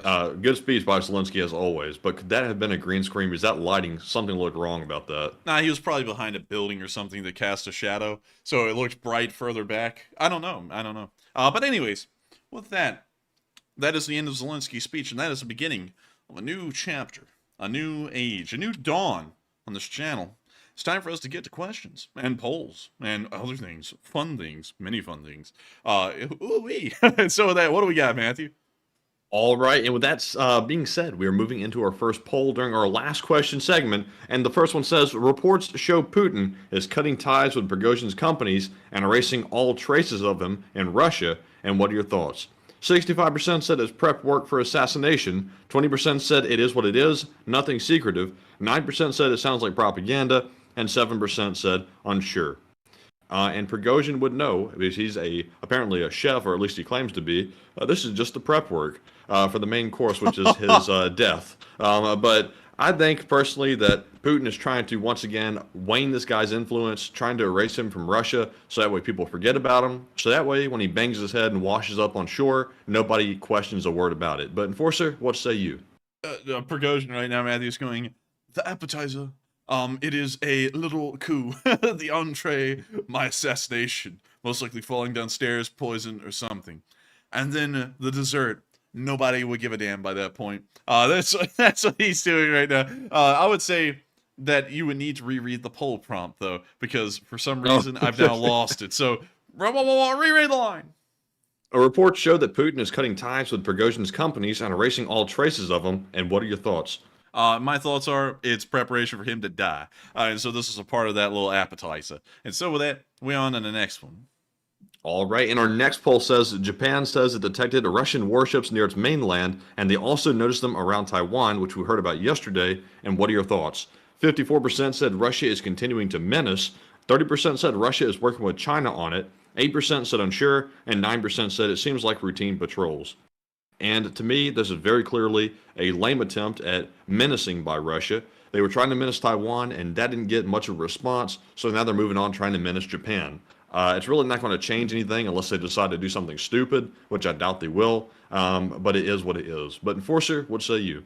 The Chinese are going to get far less in trying to menace Japan than they are Taiwan, because the Japanese are our anchor point as far as everything in East Asia goes. And so the Japanese can always count on unlimited backing of the United States in any event. And on top of that, the Japanese are also remilitarizing as well right now. And so they are on a pretty good footing themselves to defend, at least navally, on their own footing against the Chinese, and probably do a fairly good job at it.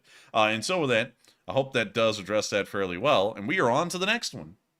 All right, and our next poll says France continues to suffer major riots, which have now spread to Switzerland, and might Russia have a role?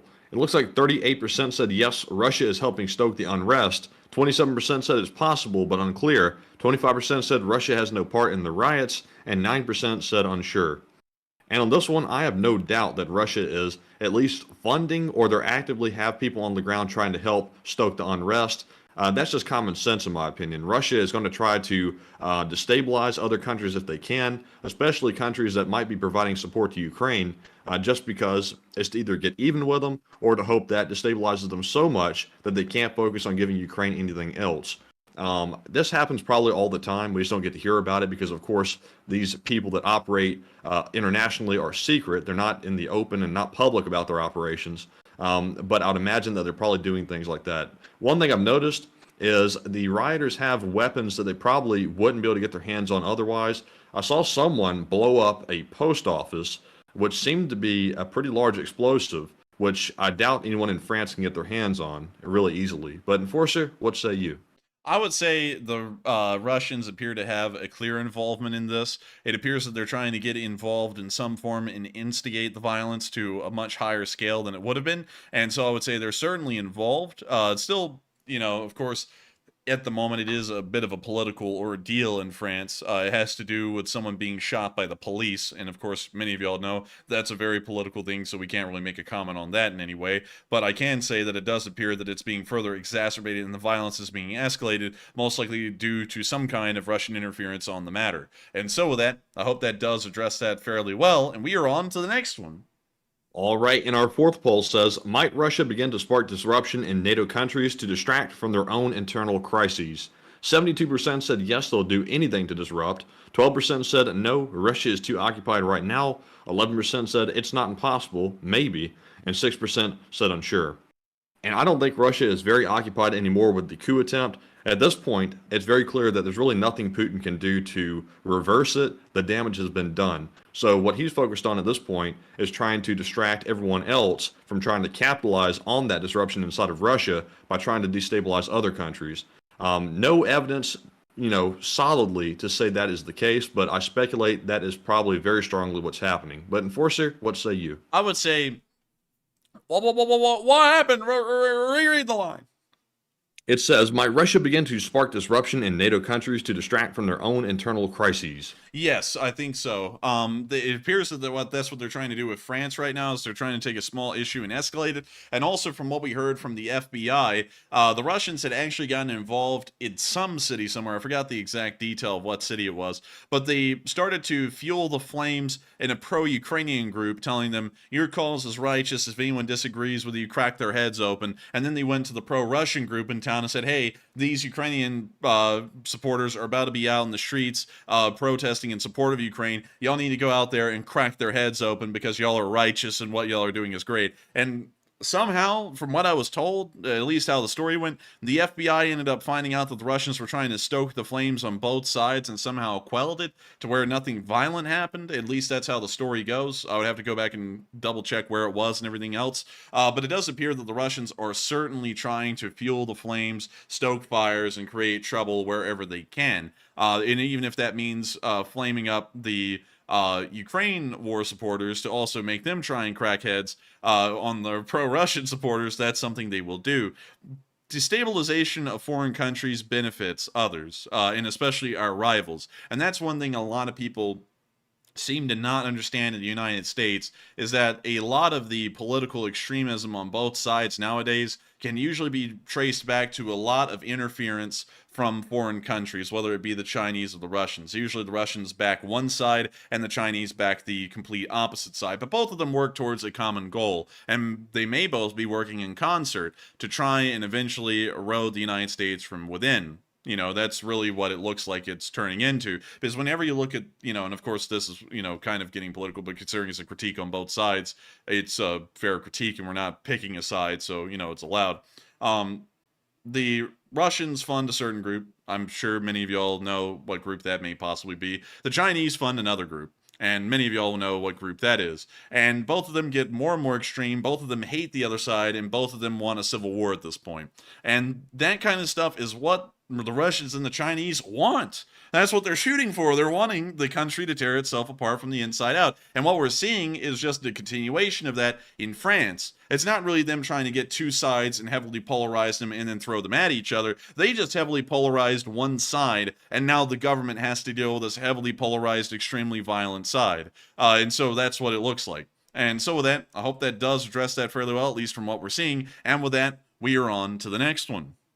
All right, and we are all out of polls, so we're moving back into our Super Chat questions. And up first, we have a very generous $93 donation from Rope Access Work, who is a longtime channel viewer, and he makes a large comeback. And thank you very much, Rope Access Work, for that support. He says the coordinate that the Russian Song Gang will nuke is in China, latitude 385352, longitude 770212. And I thank you so much for the support, Rope Access Work, the massive amount of support, and helping this channel to keep on running. And what do those coordinates come out to be, Matthew? I haven't actually put them in yet. One second, let me copy it. I'll throw it in real quick, and we'll see. Latitude and longitude finder. Let's see here. That.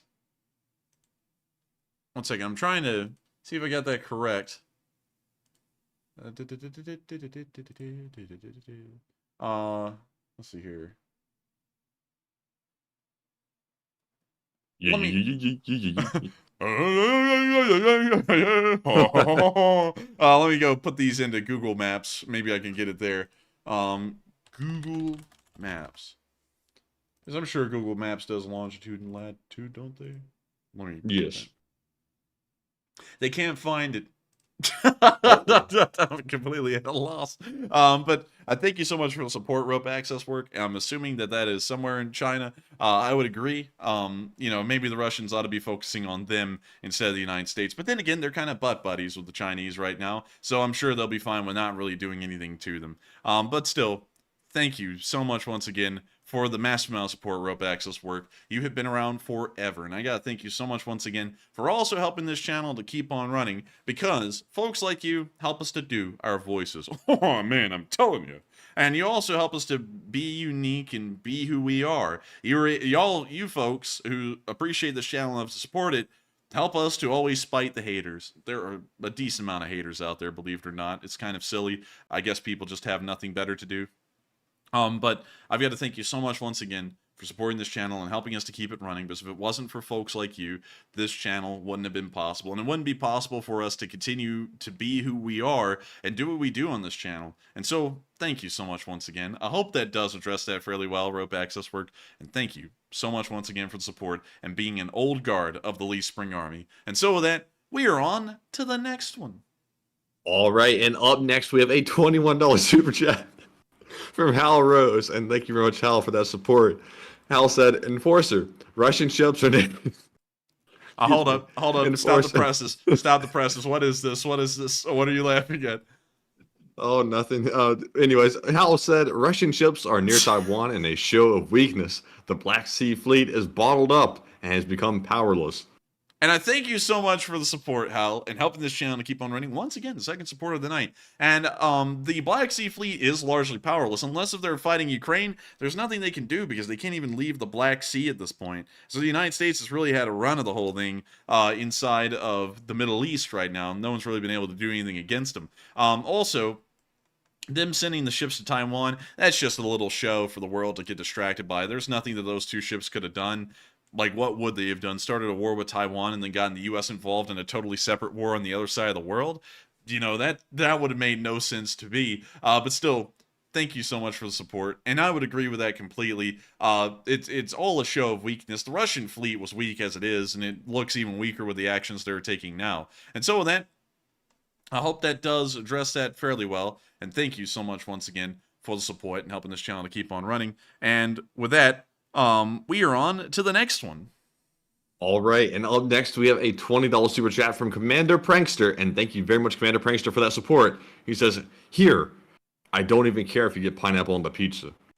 Hey, this guy gets it. Hey, so we had Capella's today. We didn't even have pineapple on that pizza. I don't even think they put pineapple on pizza at that pizza store. Yeah, they don't. So I guess in their culinary taste, which honestly they do make the best pizza, so you know they win automatically. Apparently pineapple does not belong on pizza. But I'll tell you this, I have a thing now for pizza that has onion and red peppers on top of it. That is a holy combination when it comes to flavor on a pizza. Honestly, I think it may be the best flavor I've ever had. What is your favorite flavor of pizza, Matthew? I would say it's probably that Palermo, that that caramelized onion, sausage, and cheese. Dude, that's the exact one I like, dude. No way. No way. It's like we're brothers or something. But still, thank you so much for the support and helping us to continue to support our pizza fund, because those funds do require supporting. Because without support to those funds, such as the pizza, how do we eat pizza, Jerry? Whoop, whoop, whoop. But with that, thank you so much once again for the support. I hope that does address that fairly well. And with that, you know what we're about to do. Y'all know what we're about to do. We're about to be on to the next one. But thank you so much once again. All right, and our next super chat goes to Flash1, who puts in a $20 super chat, and thank you very much, Flash, for that support. Hey! Flash said, "This may have all been talked about, but if Ukraine got ATACMS, would it be strong enough to hurt the Kerch Bridge?" Oh man, it would put the hurt on the Kerch Bridge, I'm telling you. Oh man, I'm telling you. Oh man, that thing would rip apart the bridge worse than let's see. What is a famous person's career? Oh man, I'm telling you. Wait, hang on, no, that wouldn't work either because Alec Baldwin's career wasn't destroyed after that whole thing. Let me think. No, he made a comeback. It didn't hurt him that bad. Oh man, he just blew someone's head away and then he blew everyone else's heads off by coming back and nothing happening to him. Oh man, I'm telling you, he got away with murder. But let's see here. I'm trying to think. Dang, I'm trying to think about this. Who's someone whose career has been destroyed, Matthew? Well, that guy with Seinfeld's career was destroyed quite badly. Well, he's off. He's not one that we could joke about because of why. Is there another one?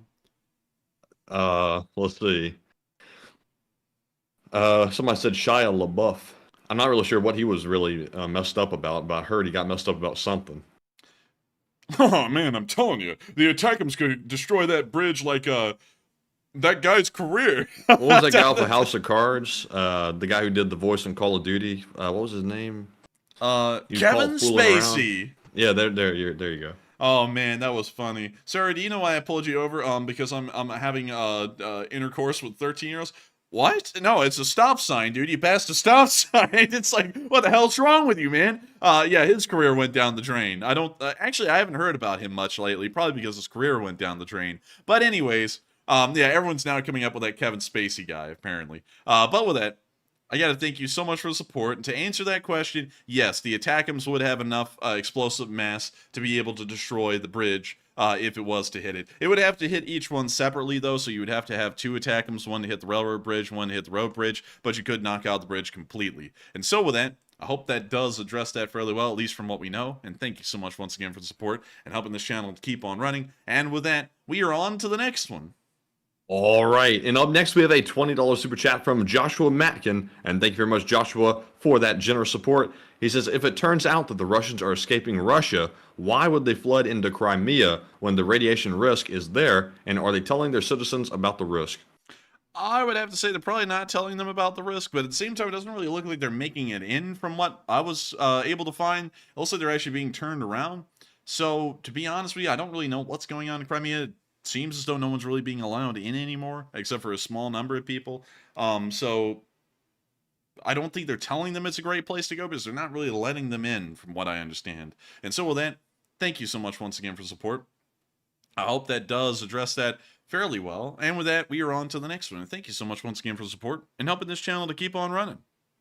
And we also have a $20 super chat from Marion Deemer, longtime channel legend, who says, Slava Ukraine, Herum Slava. May the POS be removed from power. The POS, is that like a PO box? No, it's like a rat piece of shit. Well, I thank you so much for the support, Marion. And if you're talking about that guy, Putin, yes, I hope that he does get removed from power fairly soon. And so with that, thank you so much once again for the support, Marion, and always helping this channel to keep on running. Because folks like you keep this channel possible and help us to keep this thing running. And I got to thank you so much once again for supporting this channel, because folks like you who make that choice and go, you know what, I would like to support these guys and help them to keep this channel running. You make this whole thing possible. You make it possible for us to keep going at this as a job. And so with that, thank you so much once again. And we are on to the next one. And our next one goes to Hoodoo Texas, who puts in a $20 donation. And thank you, Hoodoo, very much for that support. He says, any chance for the alteration of the map to show the new ground exposed by the drainage of the reservoir? Right now, the blue is not accurate. It may become militarily irrelevant.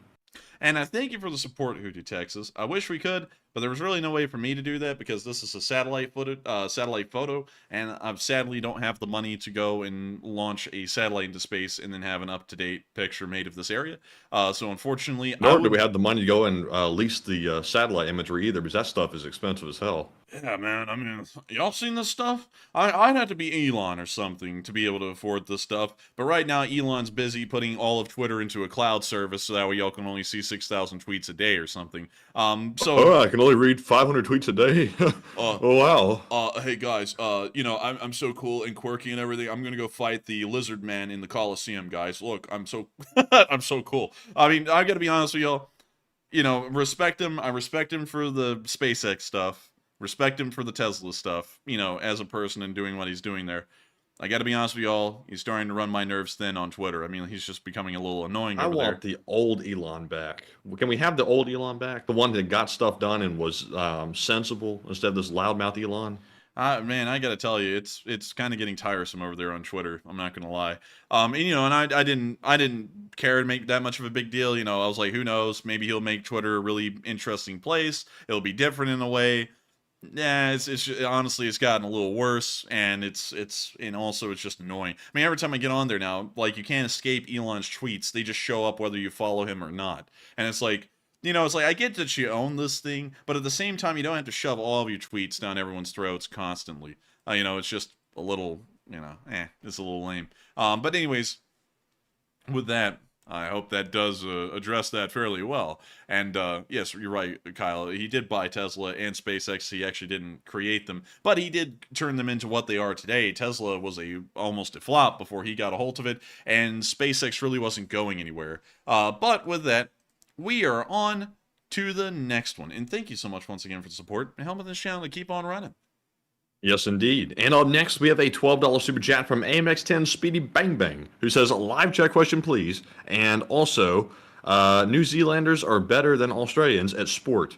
That could be fighting words. I kind of regret saying that. Come on, England. Boom, boom, boom. Score some goals. Boom, boom, boom.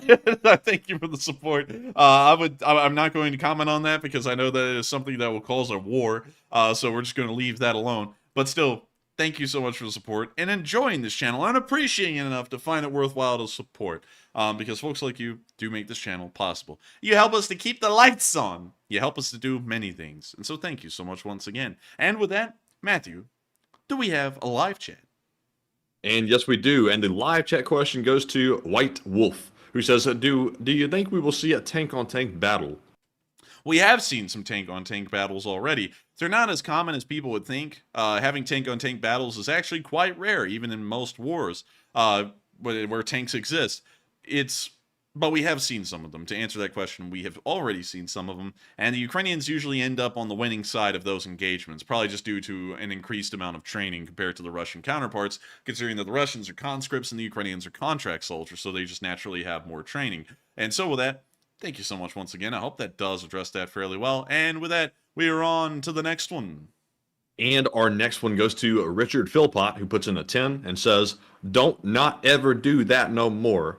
I got to say, I'm very confused. I'm not sure. Let's see, don't not never. That's a redundancy there. That is don't a double not negative. Never. It is. That actually means go ahead and do that more is what that means in the way it's written. But I know how it was meant. But Enforcer, what say you? Well, I thank you for the support and helping this channel to keep on running, and we will be doing something. I don't know if we'll stop doing it or do more of it, but we will do something nonetheless. And so thank you so much for the support and helping this channel to keep on rolling. I hope that does address that fairly well. And with that, we are on to the next one. And thank you so much once again. All right, and our next one, it goes to Neil Vizanant, who puts in a 10 and says, Enforcer, they are doing a number on Russian logistics. Me says the Russians have logistics, ... Dude, I thought the way you read that, he was about to go, "Is for me?" But anyways, moving on for that. They really don't have logistics, but the little that they have, it gets destroyed by the Ukrainians. So that's actually a good point, by the way, because I make it sound like they actually have a competent logistics force, which they really don't. So thank you for the support, and thank you for clarifying that, and I hope we addressed that fairly well. And thank you so much once again for helping this channel to keep on running. And with that, we are on to the next one. And the next one goes to 10K, who puts in a $5 donation and says, I know the YouTube algorithm don't like it when you talk about this, but can you give us a 1-minute update on West Taiwan? Oh dear. Oh my. Oh my. Let's see here. Let me think about how I can give a little bit of a summary here about what's going on in there. What's up, Beijing? What's up, Beijing? What's up, Beijing? And Baofeng radios. there's your summary. But to give you an honest summary, there are some people who are in camps. They're not summer camps. There are people in a place called Hong Kong that are being arrested for dissenting against the Chinese government. And in the mainland, there appears to be some kind of a massive real estate scam that is now causing an economic depression. That's kind of what we understand at the moment without getting into it much. And so with that, I hope that is a pretty good summary, just kind of all the things going on in China right now that are a little major. And so thank you so much once again for the support. I hope that does address that fairly well. And with that, we are on to the next one. And the next one goes to CK Bold, who puts in a 5 and says, take a live chat question. And also CK Bold put in another 5 and says, take a live chat question for Rodney. I like the voices. Oh, man, I'm telling you, I get no respect around here. Oh, man, I sit here and do the voices, and then nobody likes them. Nobody appreciates them. Oh, man, I'm telling you. And then people sit there and they go, oh, man, I'm telling you. This is annoying. And then I sit there and go, oh, man, well, you're just popping up into my show. Who the hell are you? Oh, man, I'm telling you. And then someone sits there and goes, oh, you're immature. And then you sit there and you look at their Twitter profile, and it's the cringiest memes. Oh, the cringiest. I'm telling you. You cringe so hard your nose turns inside out. Oh, man, I'm telling you. And then you go and you look at you go and look at where they live, and they live in a cracker box on the side of the street. Oh man, I'm telling you. But anyways, let's get the live chat. And the live chat question, sponsored by CK Bold, goes to Jonathan, who says, Enforcer, in your opinion, what should NATO's reaction be to the nuclear plant if it explodes, knowing that the Russia was behind it? Immediate military intervention that is invoked through Article 5 of the NATO Charter would be NATO's response to that. I think it should be NATO's response to it, because at that point it's affecting NATO countries, and that requires immediate military action, considering that it's nuclear warfare, just with extra steps. And so with that, I hope that does address that fairly well, at least in my opinion, and thank you so much once again for helping this channel to keep on running. And with that, we are on to the next one. All right, and up next we have a $5 super chat from Huffer Billy Paul, who says, why is Russia so hell-bent to expend this many Russian lives to force others to comply with their rule? Real quick though, Matthew, I hope you see this in the live chat. Oh, you got him. Oh, it's a bot. It's a bot. It's a bot. But man, he's out there. He said, Jesus Christ, what is this? It's like, it's your ban. It's like, here you go. Free. Oh, is that a heckler in the crowd? Is that a heckler I see? Is that a heckler? Oh. Get him out of here. Get him out of here. That's what? What? Wait a minute. I'm supposed to. I have a right to harass someone on their own show. What the hell do you mean I can't harass someone on their own show? I should be able to go in their live chat, Matthew, and sit there and harass them every day for a year. Multiple messages every stream, and I have a right to it. No one ought to be able to stop me from doing that. I'm telling you. I'm telling you. Oh man, I'm telling you, it's great. It's absolutely great. Get him out of here. Get him out of here. That's what we call a. That's what we call it. Is-a-tard right there. Is-a-tard. It's great stuff. But anyways, where were we at? We were on Hufford Billy's question, which said, why is Russia so hell-bent to expend this many Russian lives to force others to comply with their rule? The reason why is because they want the Black Sea Fleet in Sevastopol, and that was being threatened back in 2014 when Ukraine was possibly going to join the EU, because Ukraine would have probably ended up terminating the lease that the Russians had to operate their navy out of Sevastopol. And so with that, I hope that does address that fairly well. And thank you so much once again for the support and helping this channel to keep on running. And with that, we are on to the next one. And our next one goes to Hal Rose, once again, who puts in a $10 donation. And thank you, Hal, very much for the second or third support of the night. Hal says, Enforcer Matt, congratulations on reaching 140,000 subscribers. And please pick a chat question, please. And thank you for noticing that, Hal Rose, and thank you for the congratulations. We have been exponentially growing this YouTube channel, mainly thanks to the videos that we started doing here recently. They've been really taking off, and it seems a lot of you like those, so we'll probably keep making them. But Enforcer, what say you? I would say thank you so much, Hal Rose, for congratulating us on reaching 140,000. That's something we actually managed to do today. We ended up finally reaching from 139,000 to 140,000, and currently we are halfway through 140,000. We're sitting around 140,400 subscribers, meaning that we got around, I think last count, around 835 subscribers as of today, since yesterday. And that's pretty big. As many of y'all know, 835 people is a fairly large number, especially to get in a single day.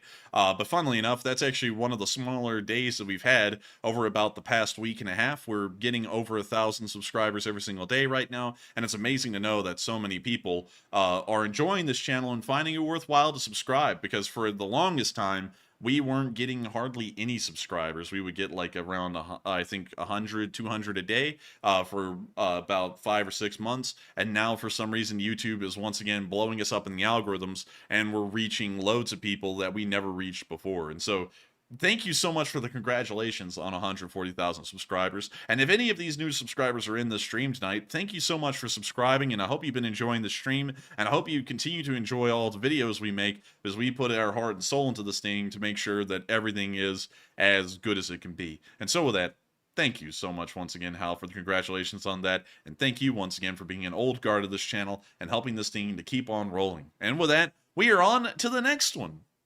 And up next, we have another super chat from Huffer Billy Paul, who puts in another 5 and says, if folks are really upset about being under Ukraine rule, why not move to Russia? You know, that's a good question. That's one thing I always wonder is why in the world do people live somewhere and then complain about it so much when they do have the option to just simply leave the place? You know, that's like my thing. It's like people who live in Alabama and then complain about how Alabama is. You know, it's like, you know, just... it's Alabama. You got to accept that with the territory. Much like California is California. They're very unique in their own ways. If you don't like it, move somewhere else that you will like. You know, it's that simple. But, you know, for some reason, that never really applies in the world. I guess because these people who complain usually are quite lazy, and they never really want to go anywhere. So, I don't know. Maybe that's the reason why. And so with that, thank you once again for support. I hope that does address that fairly well. And with that, we are on to the next one. And our next one goes to Lucas Sandlin, who puts in a 5, and thank you very much for that support. He says, hey, Enforcer, with the Russians in as bad as a state as they are, how have they not collapsed yet due to either supply, monetary, industrial problems, etc., and go Wardens? And thank you for the support, and go Wardens. And to answer that, I would say the reason why they haven't collapsed is because the Russians are able to keep everything running by a thread. So that's about the best way I can explain. There's really no way to explain because it's a very complex thing about how they're cooking books and everything like that in Russia to keep everything going. But they're just able to cook the books well enough that everything hangs on by a thread, and they're able to pay people just enough that people continue to do their jobs and things continue to exist inside of Russia, at least for the short while. And so that's why they haven't collapsed. Man, sooner or later they'll be cooking books to eat them with the way it's going in Russia. Man, Prigozhin will be stir-frying those books, kind of like the Chinese are stir-frying those rocks right now in Shanghai, man. You know what I mean? Yeah. What? Wait, you don't know about the stir-fry rocks? No. Dude, that's become a whole thing in China. Let me go pull them up. Stir-fry. You're talking about like legit rocks, right? Like not the other type of rock. Talking about real rocks. You see right here, 4 or 5 days ago. Okay, stones. Okay. Look at this. World's hardest dish? Stir-fried stones are China's latest street food fad. What do you do? Just break your teeth on these? Like, I don't even know how in the world it's a food fad. It's not even food. It's a rock. But let's see. I thought you meant something else for a solid second. I'm not even gonna lie. Let's see. You're supposed to suck on the small rocks and relish the rich and spicy flavor of the dish. Man, they be sucking on them rocks, relishing the flavor. Man, I don't know about that. That sounds wrong. Dang, Is this a satire article or is this for real? No, this is real. This is a real deal. There's a picture of them cooking up the freaking rocks, man. Like, this is legit. This almost seems like a joke, like the way this is written. The wording's even a little bit weird. I gotta be honest, man. This is goofy as hell. What, do I have to return the pebbles to you after I finish? One customer asked in the same clip. Bring them home as a souvenir, the chef quipped. You know, if some this chef... sounds weird. This sounds really weird. Hang on, Alright, this is a real thing. This is... This is stupid. I'm not gonna lie. This is really dumb. This is a real deal. This has got to be one of the stupidest things I ever heard about. Hey guys, guess what today? We're making dirt pancakes, everyone. Just gather around, we're eating the dirt pancakes. Oh my god. This is stupid. You know, and this is, and you know what's so goofy about this whole thing, Matthew? Is that we'll sit there and say, oh look, the Chinese are a first world country, man. They are so advanced and they are well ahead of the United States.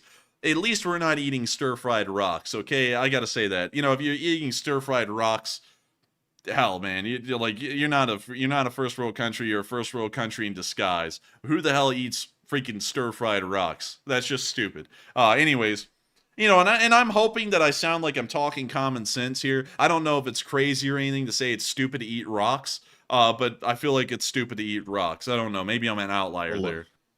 Well, if you bring in Gordon Ramsay on one of his, exploration shows, he'll come over there and say, tasty. Tastes good. Oh, delicious. What unique flavor. Wow. No. Well, let me do it real quick. All right, let's try it out. Wow. Absolutely magnificent. Wow.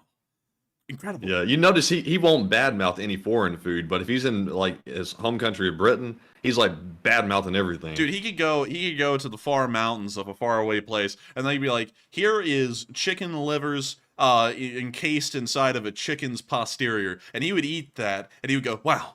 Absolutely incredible. Wow, delicious. You know, and then he'd come over here and it's like peanut butter and jelly sandwich. This is disgusting. It's like, what the hell do you mean? It's like, you went over there. This is raw. Where's the lamb sauce? Dude, it's like you just came back from eating a chicken's ass and you're going to tell me this peanut butter and jelly isn't good? It's like, get out of here. It's like, come on, man. Like, that's unfair. Anyways, with that, we're on to the next one.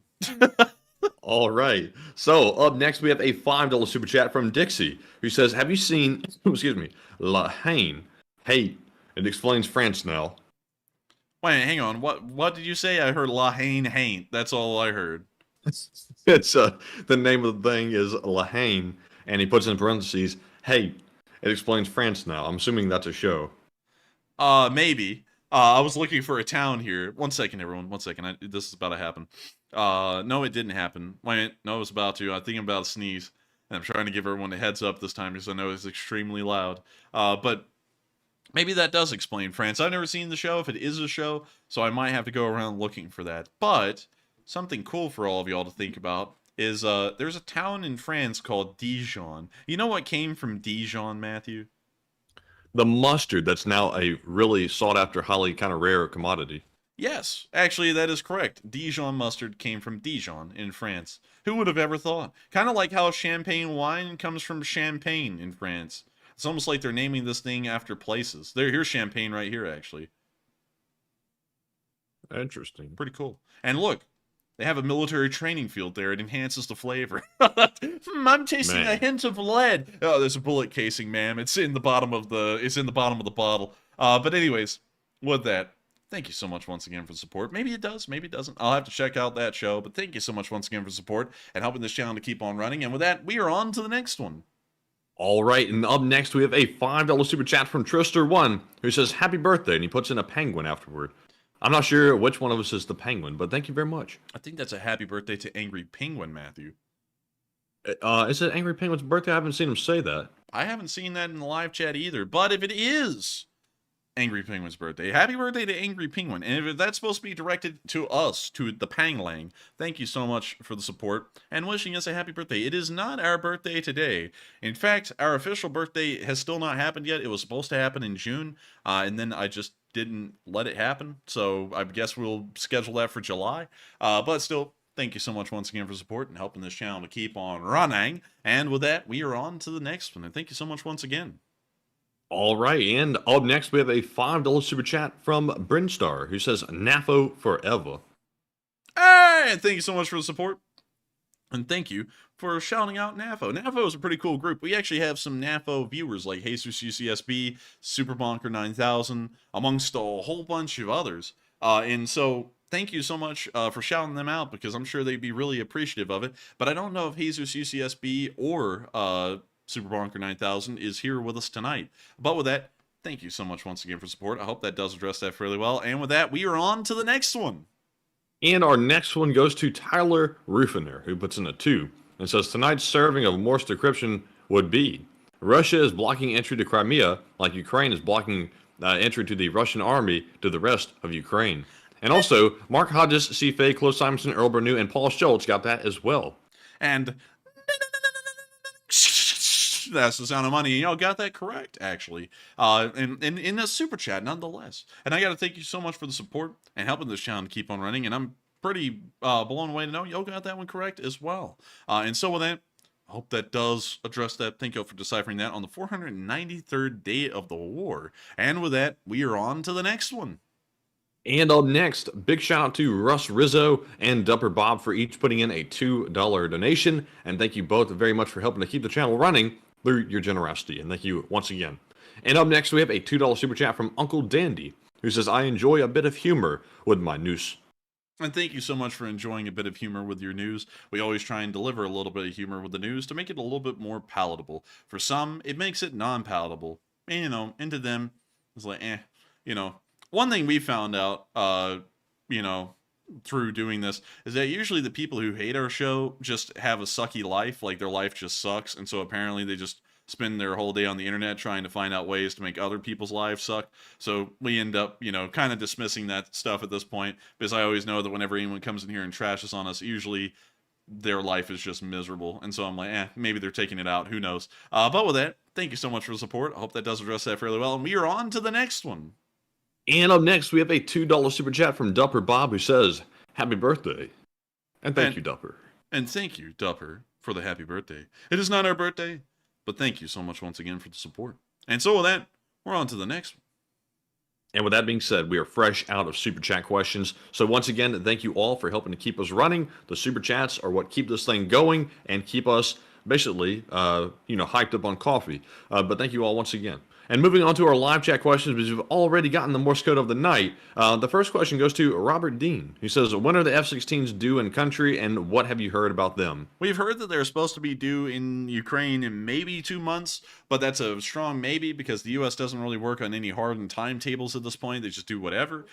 So we're expecting about 2 months from now. And we also heard Zelensky say that no one's training Ukrainian pilots on fighter aircraft.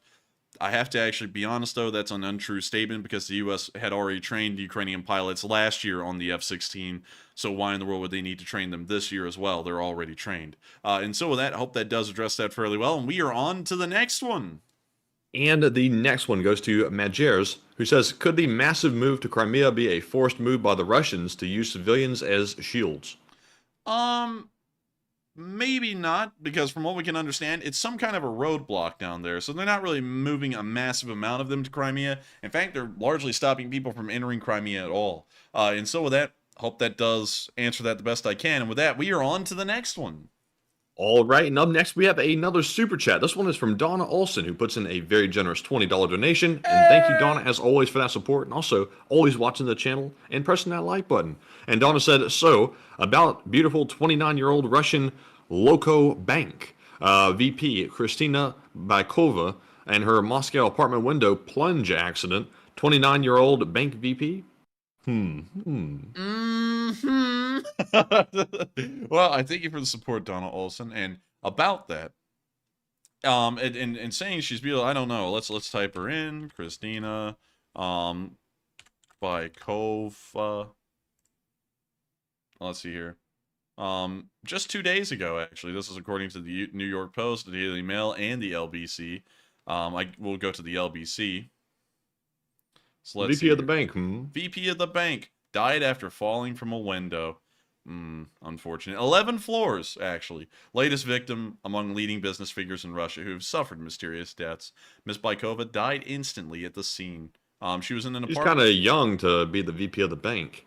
Kind of, yeah, I would agree. But the Simps will be coming out in full fashion here in a Yes. moment. Let's just give it a minute. We'll keep that picture on screen. But very, very interesting development there. Once again, another Russian businesswoman or businessman who has ended up falling out of a window. It appears that is the preferred method of assassination of the Russian government, is to just fling people out of high places and hope they hit the ground right. And so with that, hope that does address that fairly well. And thank you so much once again for support, Donna Olson, and helping this channel to keep on running. Of course, from the Beverly Hills, 9120, I believe, is the number that goes behind that. And thank you so much once again for the support and helping this channel to keep on running. You're here every single night, and we greatly appreciate that folks like you are as dedicated to the LSA as y'all are, because y'all make the live chat as special as it is. And so with that, hope that does address that fairly well. Thank you so much once again. And with that, we are on to the next one. All right, and up next we have a $5 super chat from Magyars once again, who says, it's being reported 2 hours ago that the Ruski army is given up.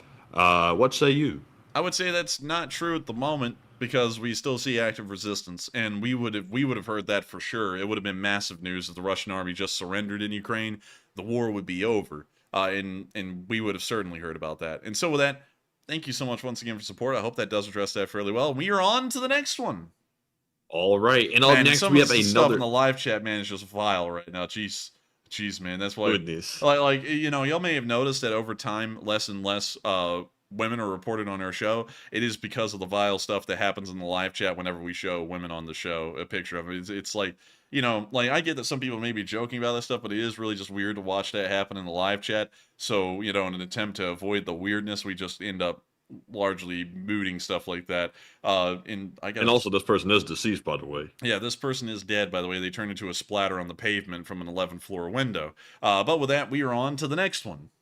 All right, moving back to our live chat questions, we have one from Ram Transport, who says, with the U.S. retiring the A-10, does the U.S. plan on sending retired A-10s to Ukraine? If not, why? We haven't heard about them wanting to send retired A-10s to Ukraine. I believe it is because the A-10 probably wouldn't work well in that kind of airspace. It would probably be a victim of surface-to-air missiles pretty quickly. So that may be why we're hearing that F-16s will be sent instead of A-10s. And so with that, we are on to the next one. And the next one goes to Mr. K, who says, could it be they are also trying to limit the chances of another car bomb on the bridge?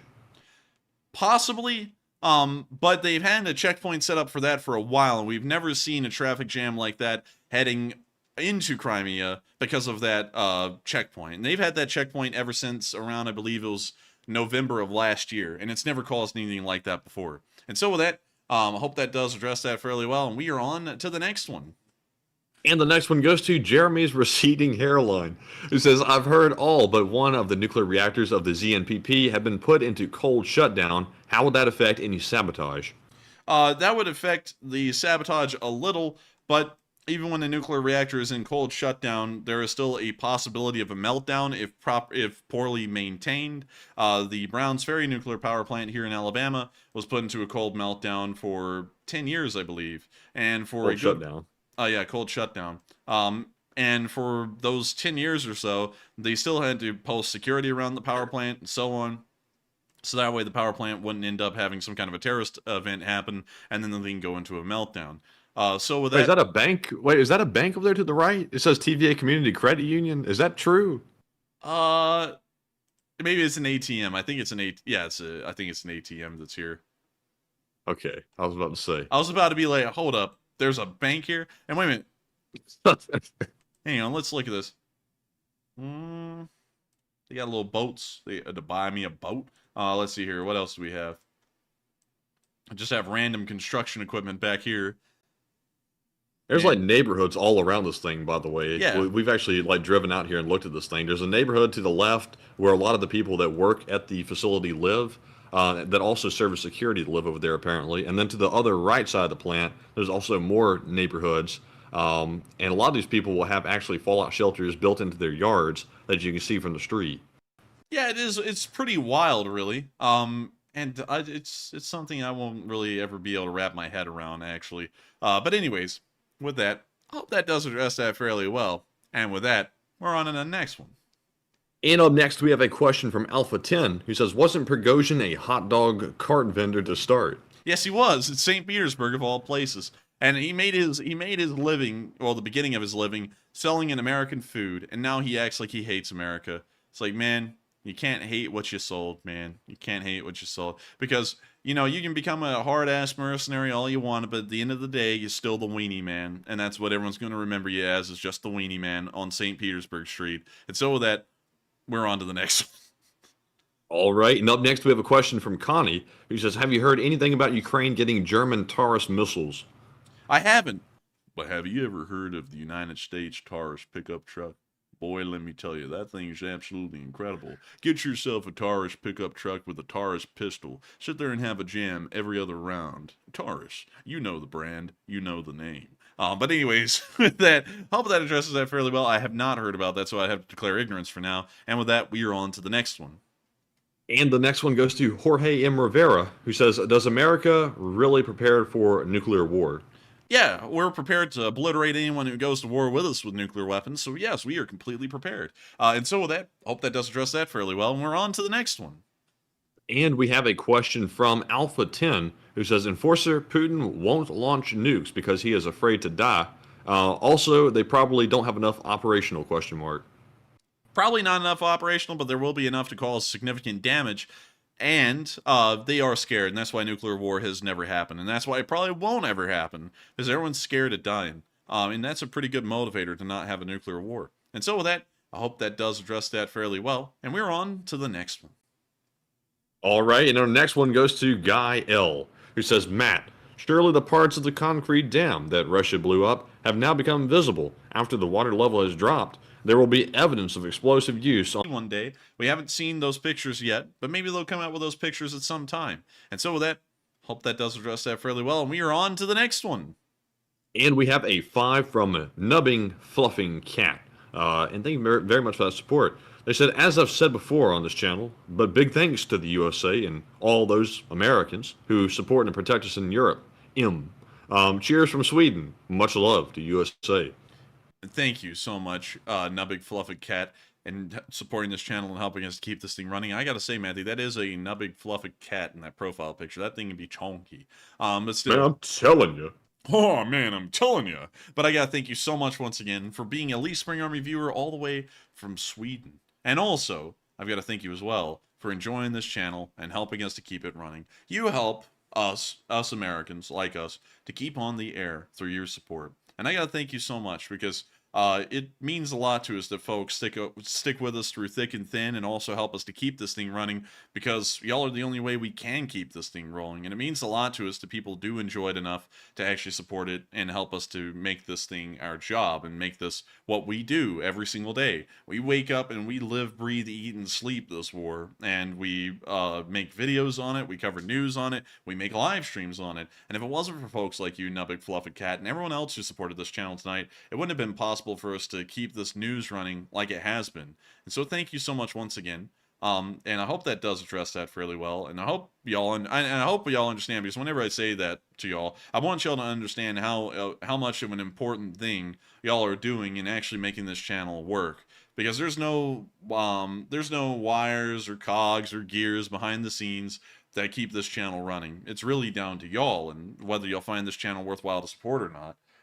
And you know, that is what it is. So with that, thank you so much once again for the support, Nubbig, Fluffy Cat. I hope that this addressed it fairly well. And with it, we're on to the next one.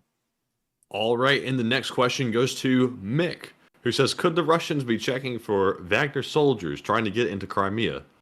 Maybe, but they may also be checking for bombs. But they've kind of been doing that the whole time. So that wouldn't really be anything relatively new. And so with that, I hope that does address that fairly well. And we are on to the next one. And we have a question from Angry Penguin. Happy birthday once again. Will any fallout reach the USA?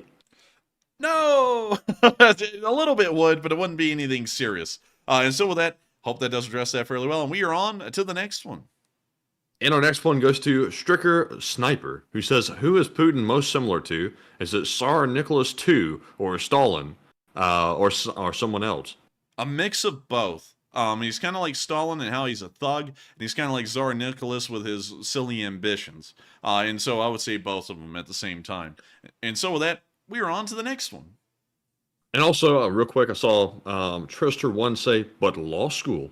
And I'll say this, not trying to say it's going to be, you know, a walk in the park, but a lot of folks said that college was going to be a massive undertaking, and I will have to admit that it took very little effort, not trying to like be arrogant or anything, just very little effort to get through college, and I ended up graduating with honors, so it wasn't that difficult. I know law school is slightly more difficult, but the truth of the matter is we've been around law our entire lives just because of the family we grew up in, so we're not totally unfamiliar with it. And also, I've actually interned at a law office before for almost a year, so I have a little bit of experience in it, but I'm sure there's going to be a still slight learning curve, but I'm very confident we can keep the videos going and possibly even the live streams too. So I think we'll still keep everything normal. But Enforcer, what say you? I would have to say, probably going to keep operations going as normal. Workload in law school is supposedly supposed to be quite tough, and I won't ever really know that until we get there. But, you know, still, as long as we have y'all behind us and backing us up, and of course supporting the channel and helping it to keep on running and watching and hitting the like button, we should be able to keep everything running just fine. But you know, there are a couple of things that we have started to notice behind the scenes here and there that is getting a little bit concerning, but you know, we've just been, you know, running this thing as normal and, you know, just keeping it going. But we should be able to keep this thing running just fine, without really any issue whatsoever. And so with that, I hope that does address that fairly well, Trister. A good point, though. And with that, we are on to the next one. All right. And with that being said, it looks like I'm down to my last question in the spreadsheet. So, Enforcer, would you like to go through the whole spiel? Already? Already. We went through 20. Already. Goodness me. Well, I'll tell you. It's been one hell of a night so far. I mean, you know, I don't have any complaints. Do you? I have no complaints. It's been a good one. It's been a chuckly one. Yeah, you know, to be honest with you, I think it's been a great night, an amazing night, and I think this is a great way to round the thing out. And so with that, we are on to the final question of the night, believe it or not. And so with that, who is the lucky last person to put in the lucky last question of the night? And that viewer is Russ Rizzo, who says, do you know that Prigozhin's restaurant, Staraya Tamozina, Old Customs House, is still taking reservations? I didn't. I don't know if Prigozhin still owns it. If he does, that's actually kind of crazy that it's still taking reservations. But maybe they're going to leave that one alone, considering that that's one of Putin's greatest dives. He loves that place, I'm telling you. Oh, man, I'm telling you. He loves it. I'm telling you. Oh, man, I'm telling you. He feels himself like a pig there. And then he gets cancer. Oh, man, I'm telling you. It must be from the arsenic in the kitchen. Oh, man. But with that... Goodness. I hope that does address that fairly well, and that was supposed to be our final question of the night, but now we have another final question of the night, and it's a massive support that will help this channel to keep on breathing and living. And so with that, what do we got, Matthew? And this one is from Arnie YDT, who puts in a very generous $100 donation, and thank you very much, Arnie, for that very generous support and helping to keep us running and eating the pizza. He says, for your pizza tomorrow, and can you guys take a small vid of your favorite Capella's pizza and dessert you order and put on the air tomorrow? Man, that would be a sponsorship. Man, I'm telling you. Oh, man, I'm telling you. We would have a sponsor at that point. But I got to thank you for the massive amount of support, Arnie. And I think we probably could, because we actually had Capella's today, and we could probably possibly take a video of some Capellas and put it on, and maybe show it during the question segment tomorrow. It may be possible. I can't make any, like, strict guarantees on that, but we will give it a shot for sure. And so with that, thank you so much for the massive amount of support, Arnie, and helping this channel to keep on running. Folks like you who support this channel help us to keep this thing rolling. And I've got to thank you so much because, you know, of course, it is a whole of Leaf Spring Army approach, really, you know, to make a pun on something that someone else used to say, to help this thing to keep on rolling. And it means a lot to us that people do enjoy this channel enough that they find it worthwhile to support.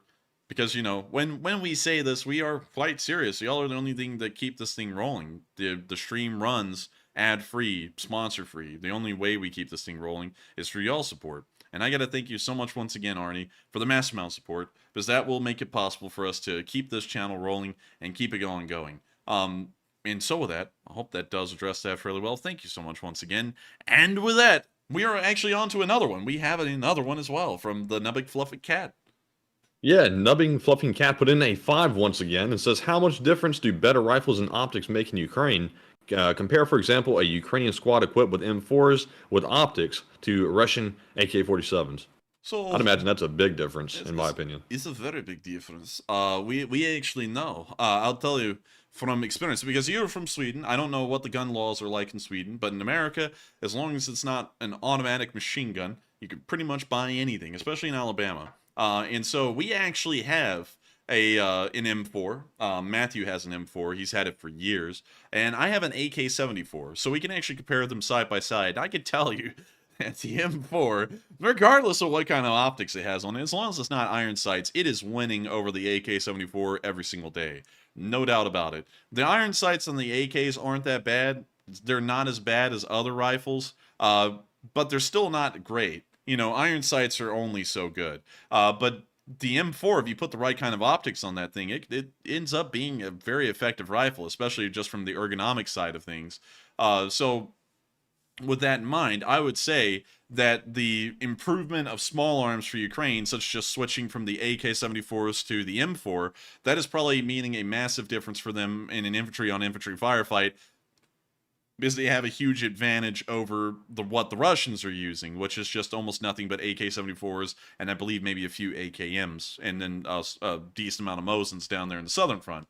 And so with that, I thank you so much for the support, and hope that does address that fairly well, Nubbing Fluffing Cat, and thank you so much once again for being here tonight, supporting this channel, and helping us to keep this thing running. And, of course, this is the end of tonight's stream. Also, I would like to let y'all know as well, you know, I was thinking I might want to tell y'all this in advance. The 4th of July on this channel is coming on a Tuesday. It is going to be a channel holiday. We're not going to be running a live stream that night.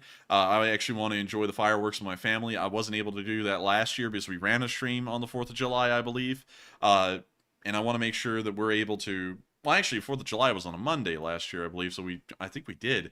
But I want to make sure to be able to enjoy that with them this year. And also, I believe we're going to be doing something with some friends as well, so I want to make sure that we can actually enjoy our 4th of July. So we're going to be having a channel holiday that day, and we will not be running a stream on Tuesday night or Monday night. It will be a two-day break off of streaming.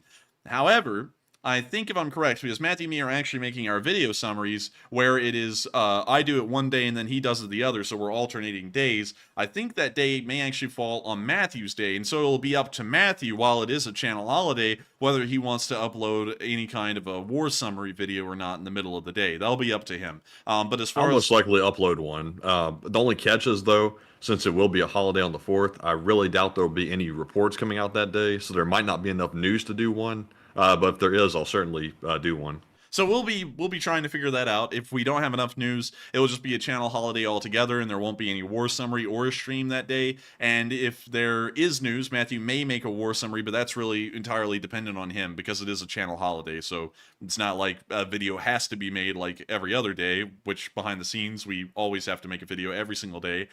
So it will really be up to him whether a video comes out on that day or not. But just want to make that clear so that way when we get to that point, everyone's not asking where we went, because that's where we'll be. We'll be out enjoying the 4th of July. And so with that, hope that does address that fairly well. And it is the end of tonight's stream. I thank you all so much once again for watching tonight. It's been an absolute honor. There are 4,200 of y'all that are still here right now, and if y'all did enjoy and y'all are new to this channel, make sure to subscribe, because we run these streams every single day of the week, except for Mondays at 10 p.m. Eastern time. And so you can always count on us to be here, and you can always count on us to be covering this news. And of course, I also hope that y'all enjoy our war summaries as well, because it seems like more people are enjoying those by views than the live streams anymore. Like, they are beating out the live streams by leaps and bounds. So I hope y'all have been enjoying those as well. And if y'all subscribe, y'all will be apprised of when those come out. Y'all get a notification for it. And so with that, good night, good luck, stay safe, take care, Slava Ukraini, and long live the Lee Spring Army.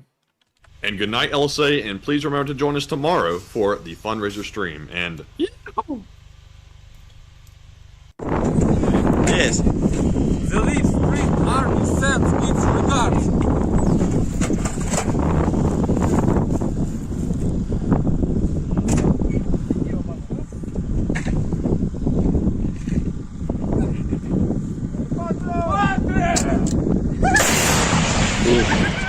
Русский военный корабль. Предлагаю сложить оружие и сдаться. Русский военный корабль, иди нахуй.